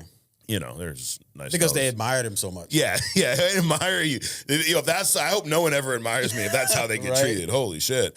Brandon Jones, please don't crucify me for asking, but last week, you can't say crucify after Easter. Actually, you can. We don't really care. But last week, you said you could get me Punisher. Oh, he's the one, Punisher Max Omnibus. What exactly is an omnibus? We talked about it a little bit earlier, Brandon Jones. It's a big collection of like a handful of those stories, but I can get you some more info on that. And for the love of God, read Nemesis, okay? He's a new Image comic character with a very, very violent and graphic story. Oh, sounds great. I won't request the whole Hidden Gem segment, but you two gentlemen definitely should check it out. We'll put that on the list, Brandon. The Captain Canada, our friend from the tariff-paying country that borders us.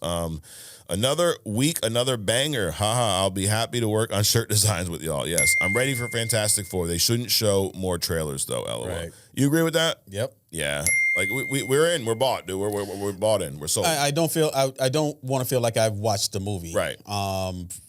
What I'm going to see in the movie. Correct. Which I think they've done a good job of taking the same footage and just sprinkling a little bit more in. But they've not spoiled much yet, at least in my opinion. Right. But I also don't believe in them actually basically lying to the public to get people to come to the movie.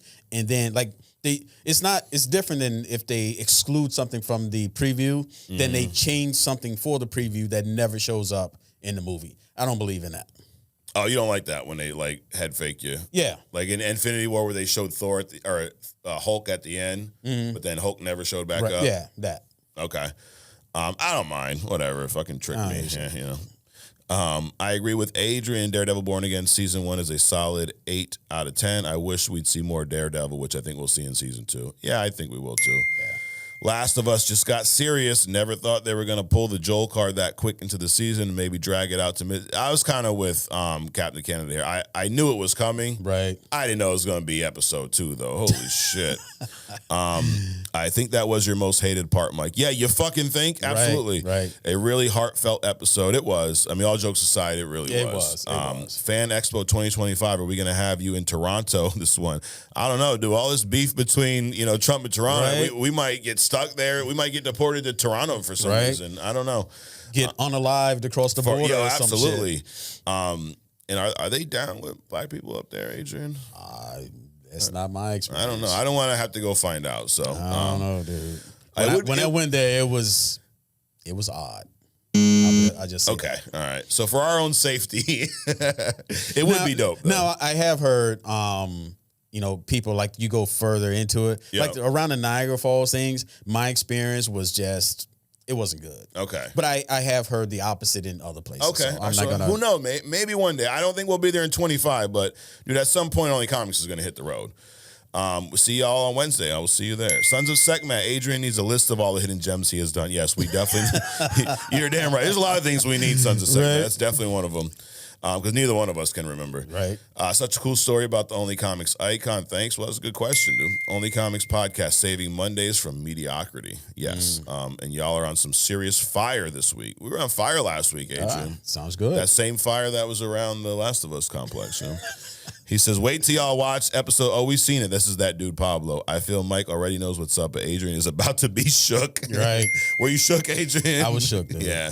Yeah, it was one of those like jaw-dropping moments. Right. And I was watching it with my wife, and she's not played the game. And I have never, I've talked to her about it, like she see me play, but she was not aware of the Joel death. Yeah. So at point, she's looking over at me. She's like, are they going to kill him? They're going to kill him. I'm like, I ain't saying nothing. So I almost couldn't react because I didn't want to spoil it to her. So I'm holding it inside. I wanted to fucking like crash out, like just motherfucker, but I didn't. I held it together. No, I wanted Ellie to just go in and just start. I thought she was going to go and just, kind of save the day. Yeah. I mean, I understood Joel was going to be hurt, but it was recoverable. But she was just going to go in there and go ape shit, dude. It just didn't work out like that at all. And then that dragging home shit. Yeah. Oh my goodness. Yep. Nah, dude, I knew as soon as Joel saved Abby, I'm like, oh, I know how this one plays out. Right. Shit. The setup. Yep, it was. All right, on to some other comments here. Slap a WWE. I feel Fantastic Four will end with Franklin's powers awakening inside of the Invisible Woman's stomach, which sends him into the universe we all know. Might even open a gate, brings in Doom, maybe Galactus. I don't know. It feels weird that it'll be the only movie we see him in. Kanye West line was perfect. Y'all keep. You asked if there was only one Kanye West in the multi. There's definitely only one. I don't know, Slap. I think we're going to see Franklin in this movie. Yeah. I think it'll be more than just the womb. I really do. I think we'll see him. I think we'll see his powers. But I like the whole Galactus Franklin dynamic that's rumored where he was trying to get this little fucker for his powers. I mean, it's got to be.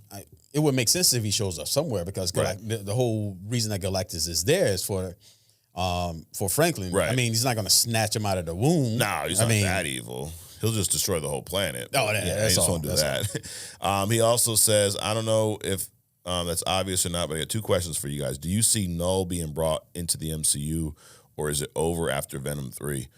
Well, dude, he barely was in Venom 3. Like, they hyped this whole, Null thing up, and we see, like, a couple glimpses of him. Right. I mean, Null's I've not done a massive deep dive on him, but he's a big-time character that impacts a lot of different characters, not just Venom or Spider-Man. Sure.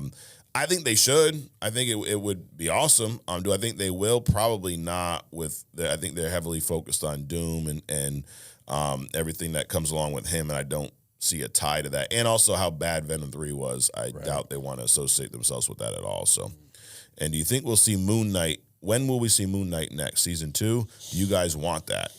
I'm all down for a season 2 Moon Knight. I know you're not. Nah. Gives zero shits. There you go. Blev says, new listener, way more excited for Superman. Oh, God, come on. Man, that's wrong. That's just wrong. I know. He's a new guy. Didn't even get through the question or the comment. You buzzing him. Right. He says he was an extra back in Cleveland growing up. Oh, so he was in the movie. There you go. Growing up as a teenager back when Doug Jones was the Silver Surfer, buying comics forever. MCU will do anything to make sure they check those boxes. Yeah, it's true. All right, you redeem yourself, Blev. Well, welcome to the show, dude. Jay Shada, either Adrian. Oh, no, wait. Why is I already read that one. My bad. Corrupt content. Hey, the cops that were shooting Punisher said they used non-lethal. Oh, yeah, someone else said that, too. Cheat Mo says, hey, guys, awesome show with episode 2 of The Last of Us. I hope Caitlin Dever doesn't get the same hate as Laura Bailey, who voiced Abby. Oh, yeah, that was the thing. This is how fucking just insane people are. The voice actor was getting death threats and threats against her young son because of her character killing Joel in the video game. Yeah. Wow, dude. Yeah. Yep. Insane. Wow. Insane. So because The character. I can't even make an analogy that's so stupid. I was gonna go like, should I, go and break the legs of the guy who bagged my groceries because my shit fell out on the street because the bags are shit? Even that makes more sense. You can't even make an analogy that's so stupid, dude. Yeah, that's insane. Yep. Wait a minute. So let me get this right.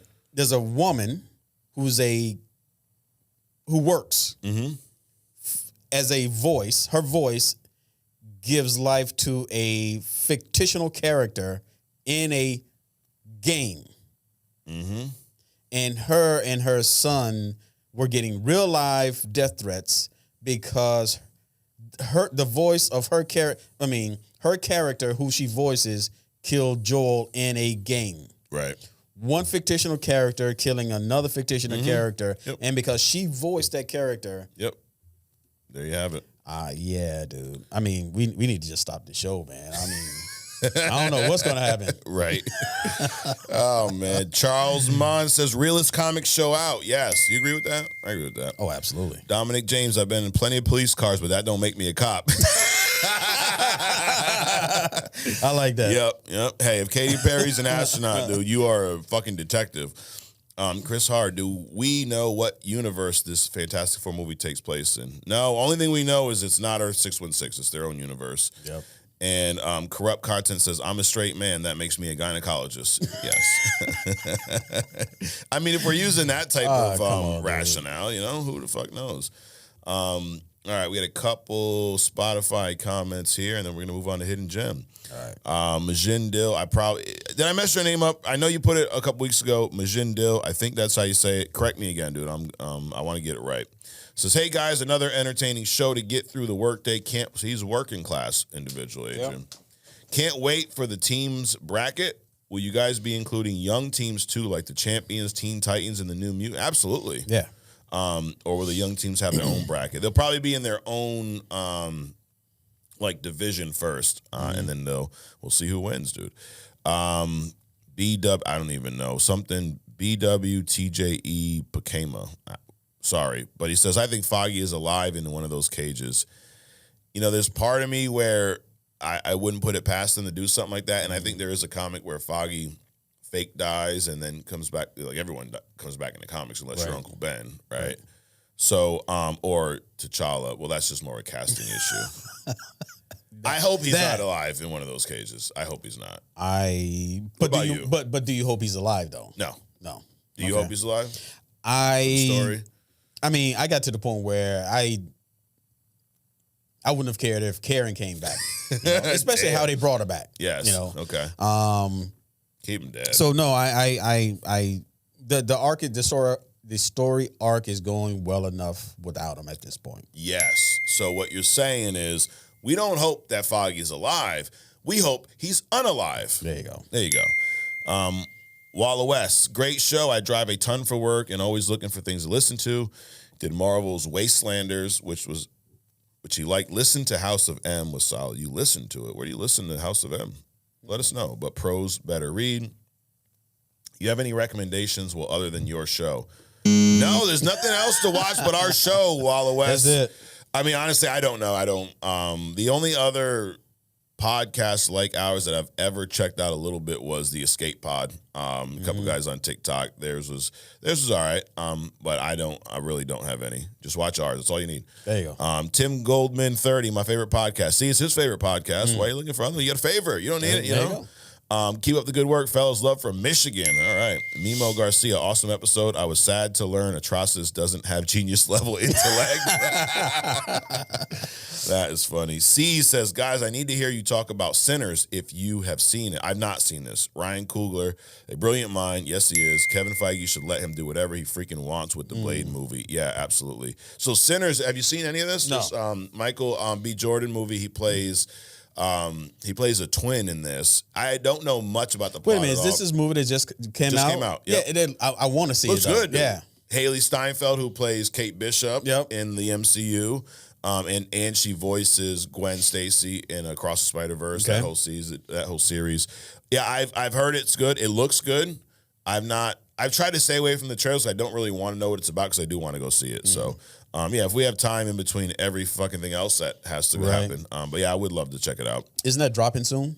Yeah, I think it came out last week or this past week. Yeah. So maybe I'll just do like a double feature at the theater. That just go to Costco, get that $1.50 soda and hot dog, roll up in the movies for a double feature. Oh shit! The Accountant and Sinners. Yep. And Thunderbolts. Yeah, triple feature. That's a bit much. That's a bit much. But also, I think I would have to watch those on 2 different days. Yeah. It's 2 different kinds of entertainment, I think. All right. JD Kiwi says another banger this week. Have to call out this week's only Adrian could say that. Ball slapping the lettuce. It refers to Galactus walking around New York. Hope I'm going to stop laughing soon. He's a legend piece.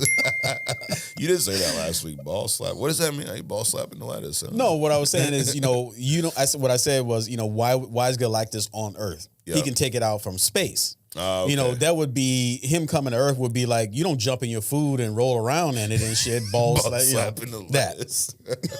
All right. Okay. On that note, Adrian, I'm just going to turn it over to you for Hidden Gems. So what do we have going on this week? If you do want to check out Atrocitus, that was last week, go watch last week's show. But watch this one first. Though. Right.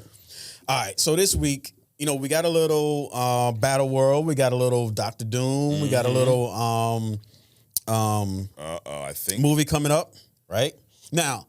So this week's Hidden Gem is The Beyonder. Okay, I thought you were gonna say Molecule Man. No. Okay, but he's involved in this too because it's weird. Yeah, it's like it's weird, incestuous kind of weird, right? All right, so The Beyonder. So you have this race, and this gets into the conspiracy theory thing because people are only doing so. Let's take a step back. The one above all is like God in the comics, right? Okay. And God is a creator, so he create man in his own image. And that doesn't mean that man is supposed to look like God. That means that man is a creator like God is a creator, right? Yeah. So now, because God supposedly created all of this stuff, he created things that create things. So here we go. So the whole conspiracy theory part of it is, you had the Anunnaki, they came here, they did some gene splicing, and bam, we got the humans that don't even belong on Earth. Right. I mean, everything else that gets up and walks around and defends itself, we got to wait 9 fucking months to be born, then, 18 years to become an adult, that kind of thing, right? Yes. So you have these entities out there that are so long-lived that, hey, made in God's image, they create things. So that's the case with this. Now, check this out. So in what's the thing? Secret Wars? Secret Wars, right? Yep. The OG one. The OG one. It's the Beyonder that kicks off all of this stuff. And that's the angle that I'm coming from, not the Doctor Doom thing. Even though Doctor Doom was in the OG one, right? Right.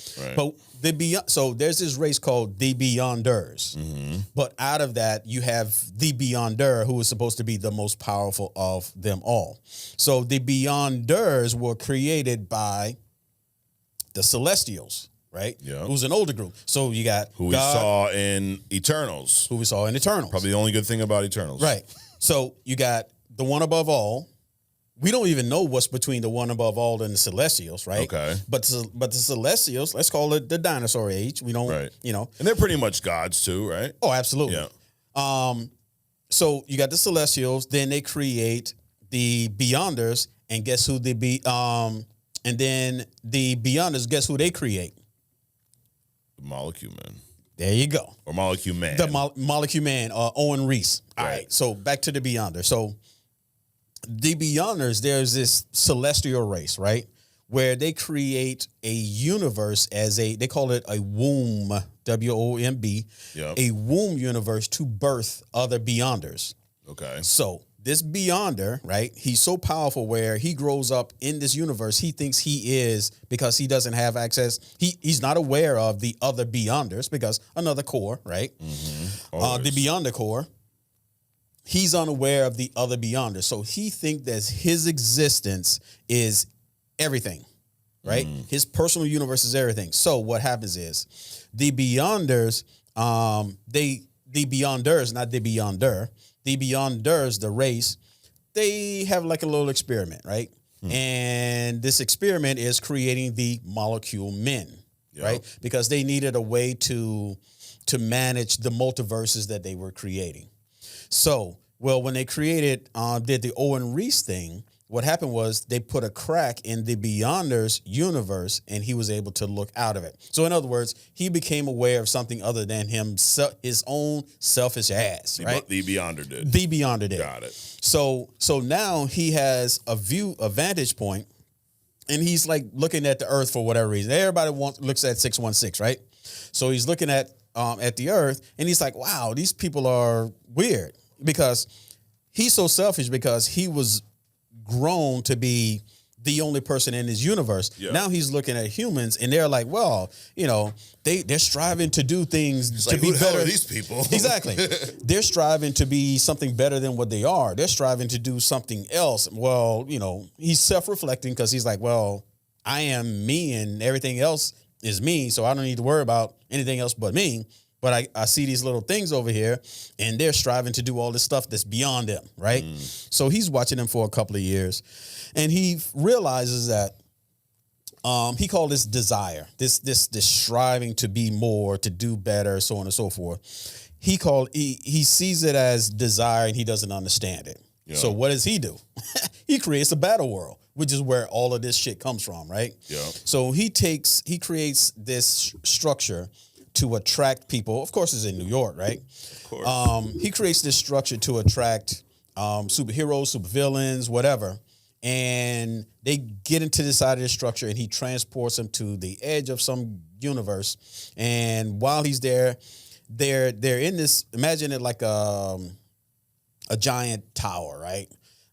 They're inside this giant tower structure, and they see the Beyonder destroy a universe and then create this battle world right in front of them.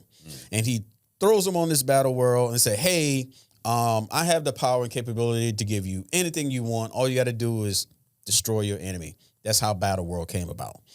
But this guy, so now, of course, Doom is there. And what is Doom thinking? Doom thinking, I like that power. Right. I want that power, right? Yep. So he actually steals the Beyonder's power. So think about this. This is how badass Doom is, right? Doom, a mortal man, of course, genius level intellect, of course, right? With a little, he inherited a little magical power, the ability, and he learns and blah blah blah blah blah, right? So now he takes this guy, this entity that is a universe in and of himself, and steals that power. And I get into the Beyonder's power in a minute. Steals his powers for himself, leaves the Beyonder weak, right? But of course, the Beyonder at some point, Doom's greatest weakness is himself.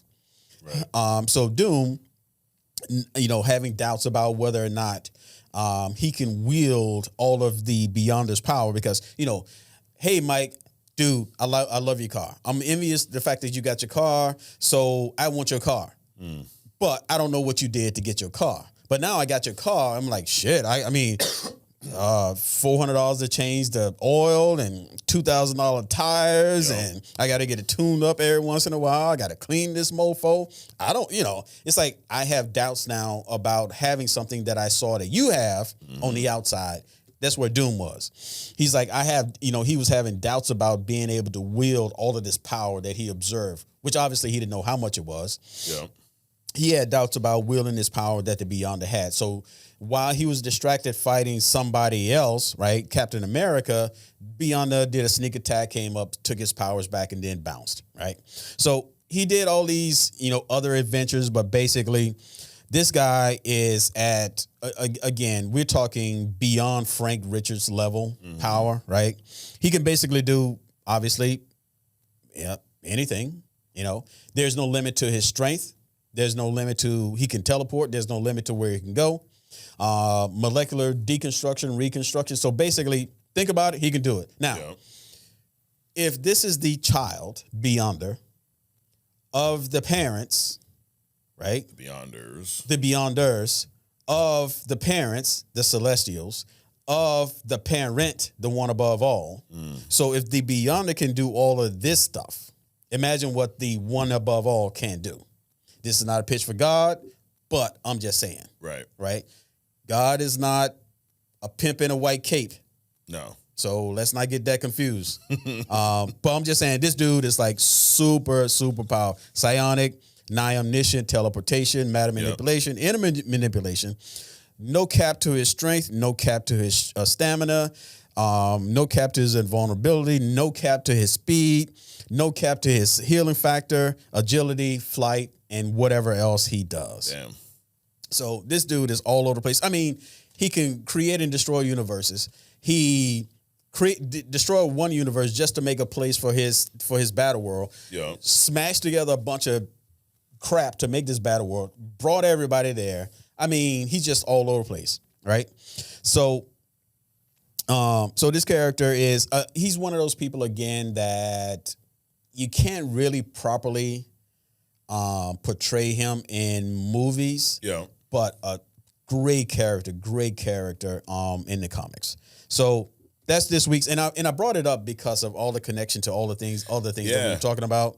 So the Battle World thing, the Fantastic Four part that's coming up, the Galactus thing, the Doctor Doom, all the things that we've been talking about. This dude is kind of like in the center of it, but my boy Doom behind everything, stealing everybody's shit. Of course, dude.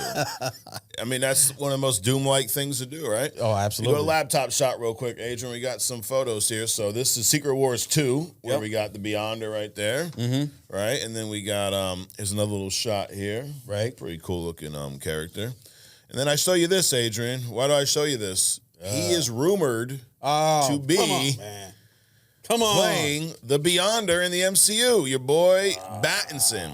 We know that, the Batman movie has been postponed till 20 years from now or something. Right. But yeah, dude. So yeah, you can close that out. I don't know, man. He's growing on me a little bit. Yeah. I mean, even though it looks a little gangrene in this shot. That's a Twilight photo. Right. I mean, from a look standpoint, you don't think you can pull it off? Sure. Yeah. Sure. I mean, all you got to do is have dark hair, which he has. and be white, I guess. Okay. I don't know. But no, so I was thinking about this the other day, right? So we had, Bruce Willis, Stallone, Schwarzenegger. Yeah. We had that era of superheroes and stuff. And now action figures, not superheroes, action figures. Yeah. Then, we had the Torettos and the Vin Diesels. The Rock, those action figures. We had Paul Walker, but he kind of went away. Yeah. So I'm thinking about who are the next action figures, and he could, Edward could be up in there somewhere. Maybe, especially now that I think also the trend is going away from these big ass guys, right, to these, because they can do more with the styrofoam suits, correct, and CGI, and you don't have to be a Terminator anymore. That kind of a thing. Yeah. Even though I saw this one dude, I'm gonna bring him up next week. But this dude, they got him on this. I don't know if I saw him TikTok, Facebook, wherever.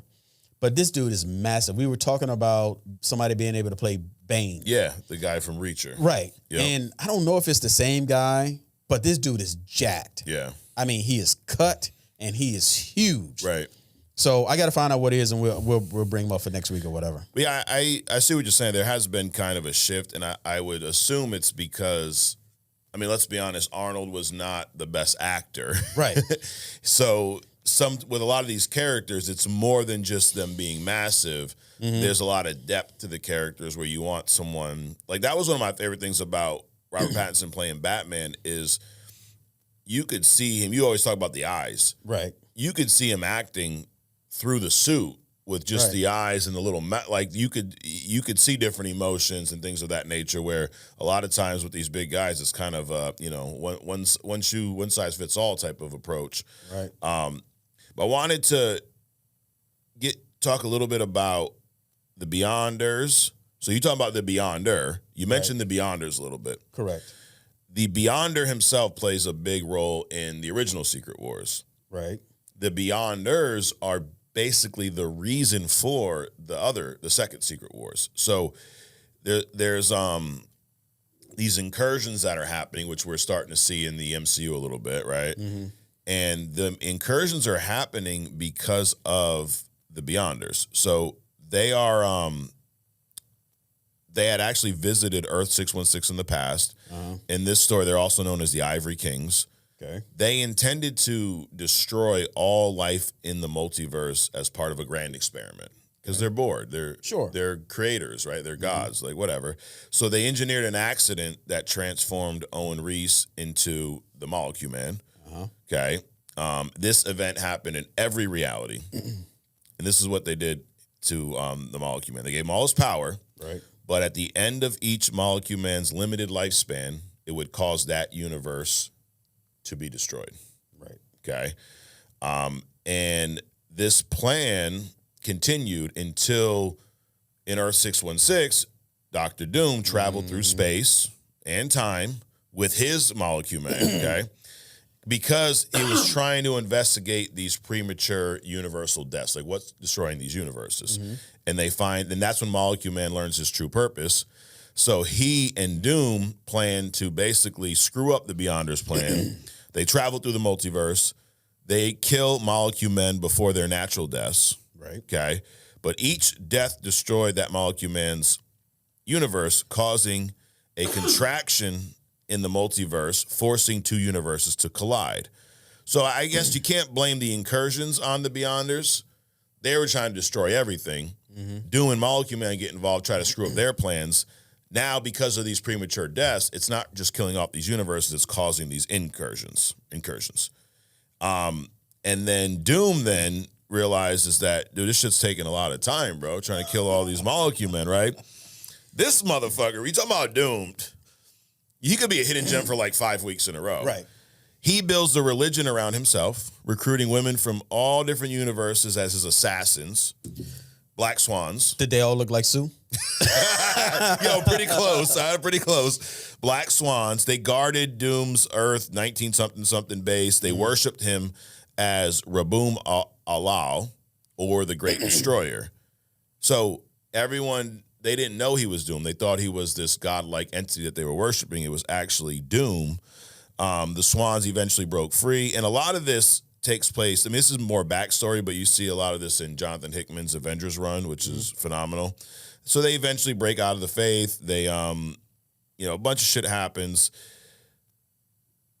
But at the end of the day, it goes to show you how powerful this character is Beyonder you're talking about. There's these entities that are kind of in the background of comics that are really the cause for a lot of the shit you see. I mean, it just adds a lot of depth to the storytelling, right? To say the least. I mean, absolutely. It also, again, we aren't sitting, we are gene splicing and creating other kind of shit, supposedly dire wolves. But also being creators. Imagine the level of thinking, the onion you got to peel back to think about, okay, we're here. Let's use 616 as the middle ground, right? Right. And then you get into the the Ant-Man subatomic world. So you go that deep down, right? But then you go above where you have like the Thanos levels, the Thors, the this, the that, right? Then all the things that, all the beings that were supposedly man's gods back in the day. But then you got people that created them. You got like the Watchers. You got the Owens who created, the Power Rings and the whole Lantern Corps and everybody that they pissed off, right? And then you got things like you got like the versions of devils, you got the Celestials, you got, just all these different layers and layers and layers and layers of people. And like I said, just like we had millions of years between dinosaurs and man, you don't know what happened between the Celestials, which keeps coming up as these great creators, right? And the one above all, who is at the top of everything. What about the Living Tribunal? Who's that? That's another character who's supposed to be... Some portray, I think, the Celestia is more powerful, or the Beyonder more powerful than the Living Tribunal. But again, that's another one of those characters. They weigh good and evil across the multiverses, right? So, but you have several of those characters. You got the Sandman, Death, Lucifer, Morningstar. Yep. You got all these things. Then that's before you even get into like the angels and the demons and all of that kind of shit. And do you see in this run like Doom? Doctor Strange finds out that Doom is this god or whatever, right? Like he's disguising. Why is Doctor Strange a bitch, man? Why is he always in the background? That was one of the things in my research. So the Beyonder, right? After he got bored of this, observing humans and desire and all, and creating battle worlds and all that kind of stuff, he had a point where he's like, I don't know what to do. So he runs across Strange, and basically Strange said, dude, just find something to do, kind of a deal. Why is Strange always doing this weird little shit? That dude is so egotistical. He is. And it just rubs off on everybody else. Yep. Well, he finds out that Raboom Allah is actually Doom, right? Then he joins forces with Molecule Man. They confront the Beyonders, and then they basically destroy thousands of universes when this is happening, leaving less than 24. It also destroyed the Beyonders. So they went and fucking fucked up the Beyonders. And then Doom steals their their power and becomes the all-powerful. These incursions continue. So the Living Tribunal is also killed off. Reed and T'Challa locate his corpse, taking samples of his skin to create this vessel designed to save some human race from destruction. Whose corpse? The Living Tribunal's corpse. Got it. Yep, that's in the beginning of Secret Wars where they're on that vessel that's traveling between the multiverse. They created that using this. And then basically Doom, using the Beyonders' powers, gathers all these remnants and survivors and makes this patchwork battle world, which he uses the Beyonders' powers to do so. So it sounds like we're going to need a Beyonder somewhere in the story, right? So, or a Beyonder-like entity. Yes, absolutely. Which is, at this point, Doom. Yeah, absolutely. Well, after he steals his powers. After he steals his power, right. But yeah, dude, that's a great hidden gem, Adrian. Dude, it's a lot to unpack with this character. I just remember him in the comics. He was that character that you put up on the screen. And I remember him, he was like in L.A. or something in the L.A. traffic. Right. And he's like, fuck this. So he just lifted the whole car up above everybody else and just flew over everybody else. So that was pretty cool. Of course he did. All right. Well, it is that time, Adrian. We're going to wrap this show up with some agree to disagree. We're going to let everybody go for the day, cut you guys loose, appreciate you guys joining us. I'm going to throw out a handful of my opinions at you. You're going to let me know if you agree or not. Are you ready? Let's do it. Let's do it. Let's fucking go. Number 1, Infinity War was a better movie than Endgame. No. Disagree. Number 2, Team Ellie. That's all I'm saying. Team Ellie. That's it. That's all you got to say. That's it. You agree? I agree. Godfather 1 is better than Godfather 2. I know. You know how I am about the nostalgia. The first one. I would say I would agree. Okay. And it's a toss. I mean, Godfather 2 is phenomenal, but there's a lot of people that like Godfather 2 a lot more. So y'all let us know. Well, it's a little deeper, but again, you're not going to make any more Godfathers. So stop comparing that to anything that's happening today. Yeah, that too.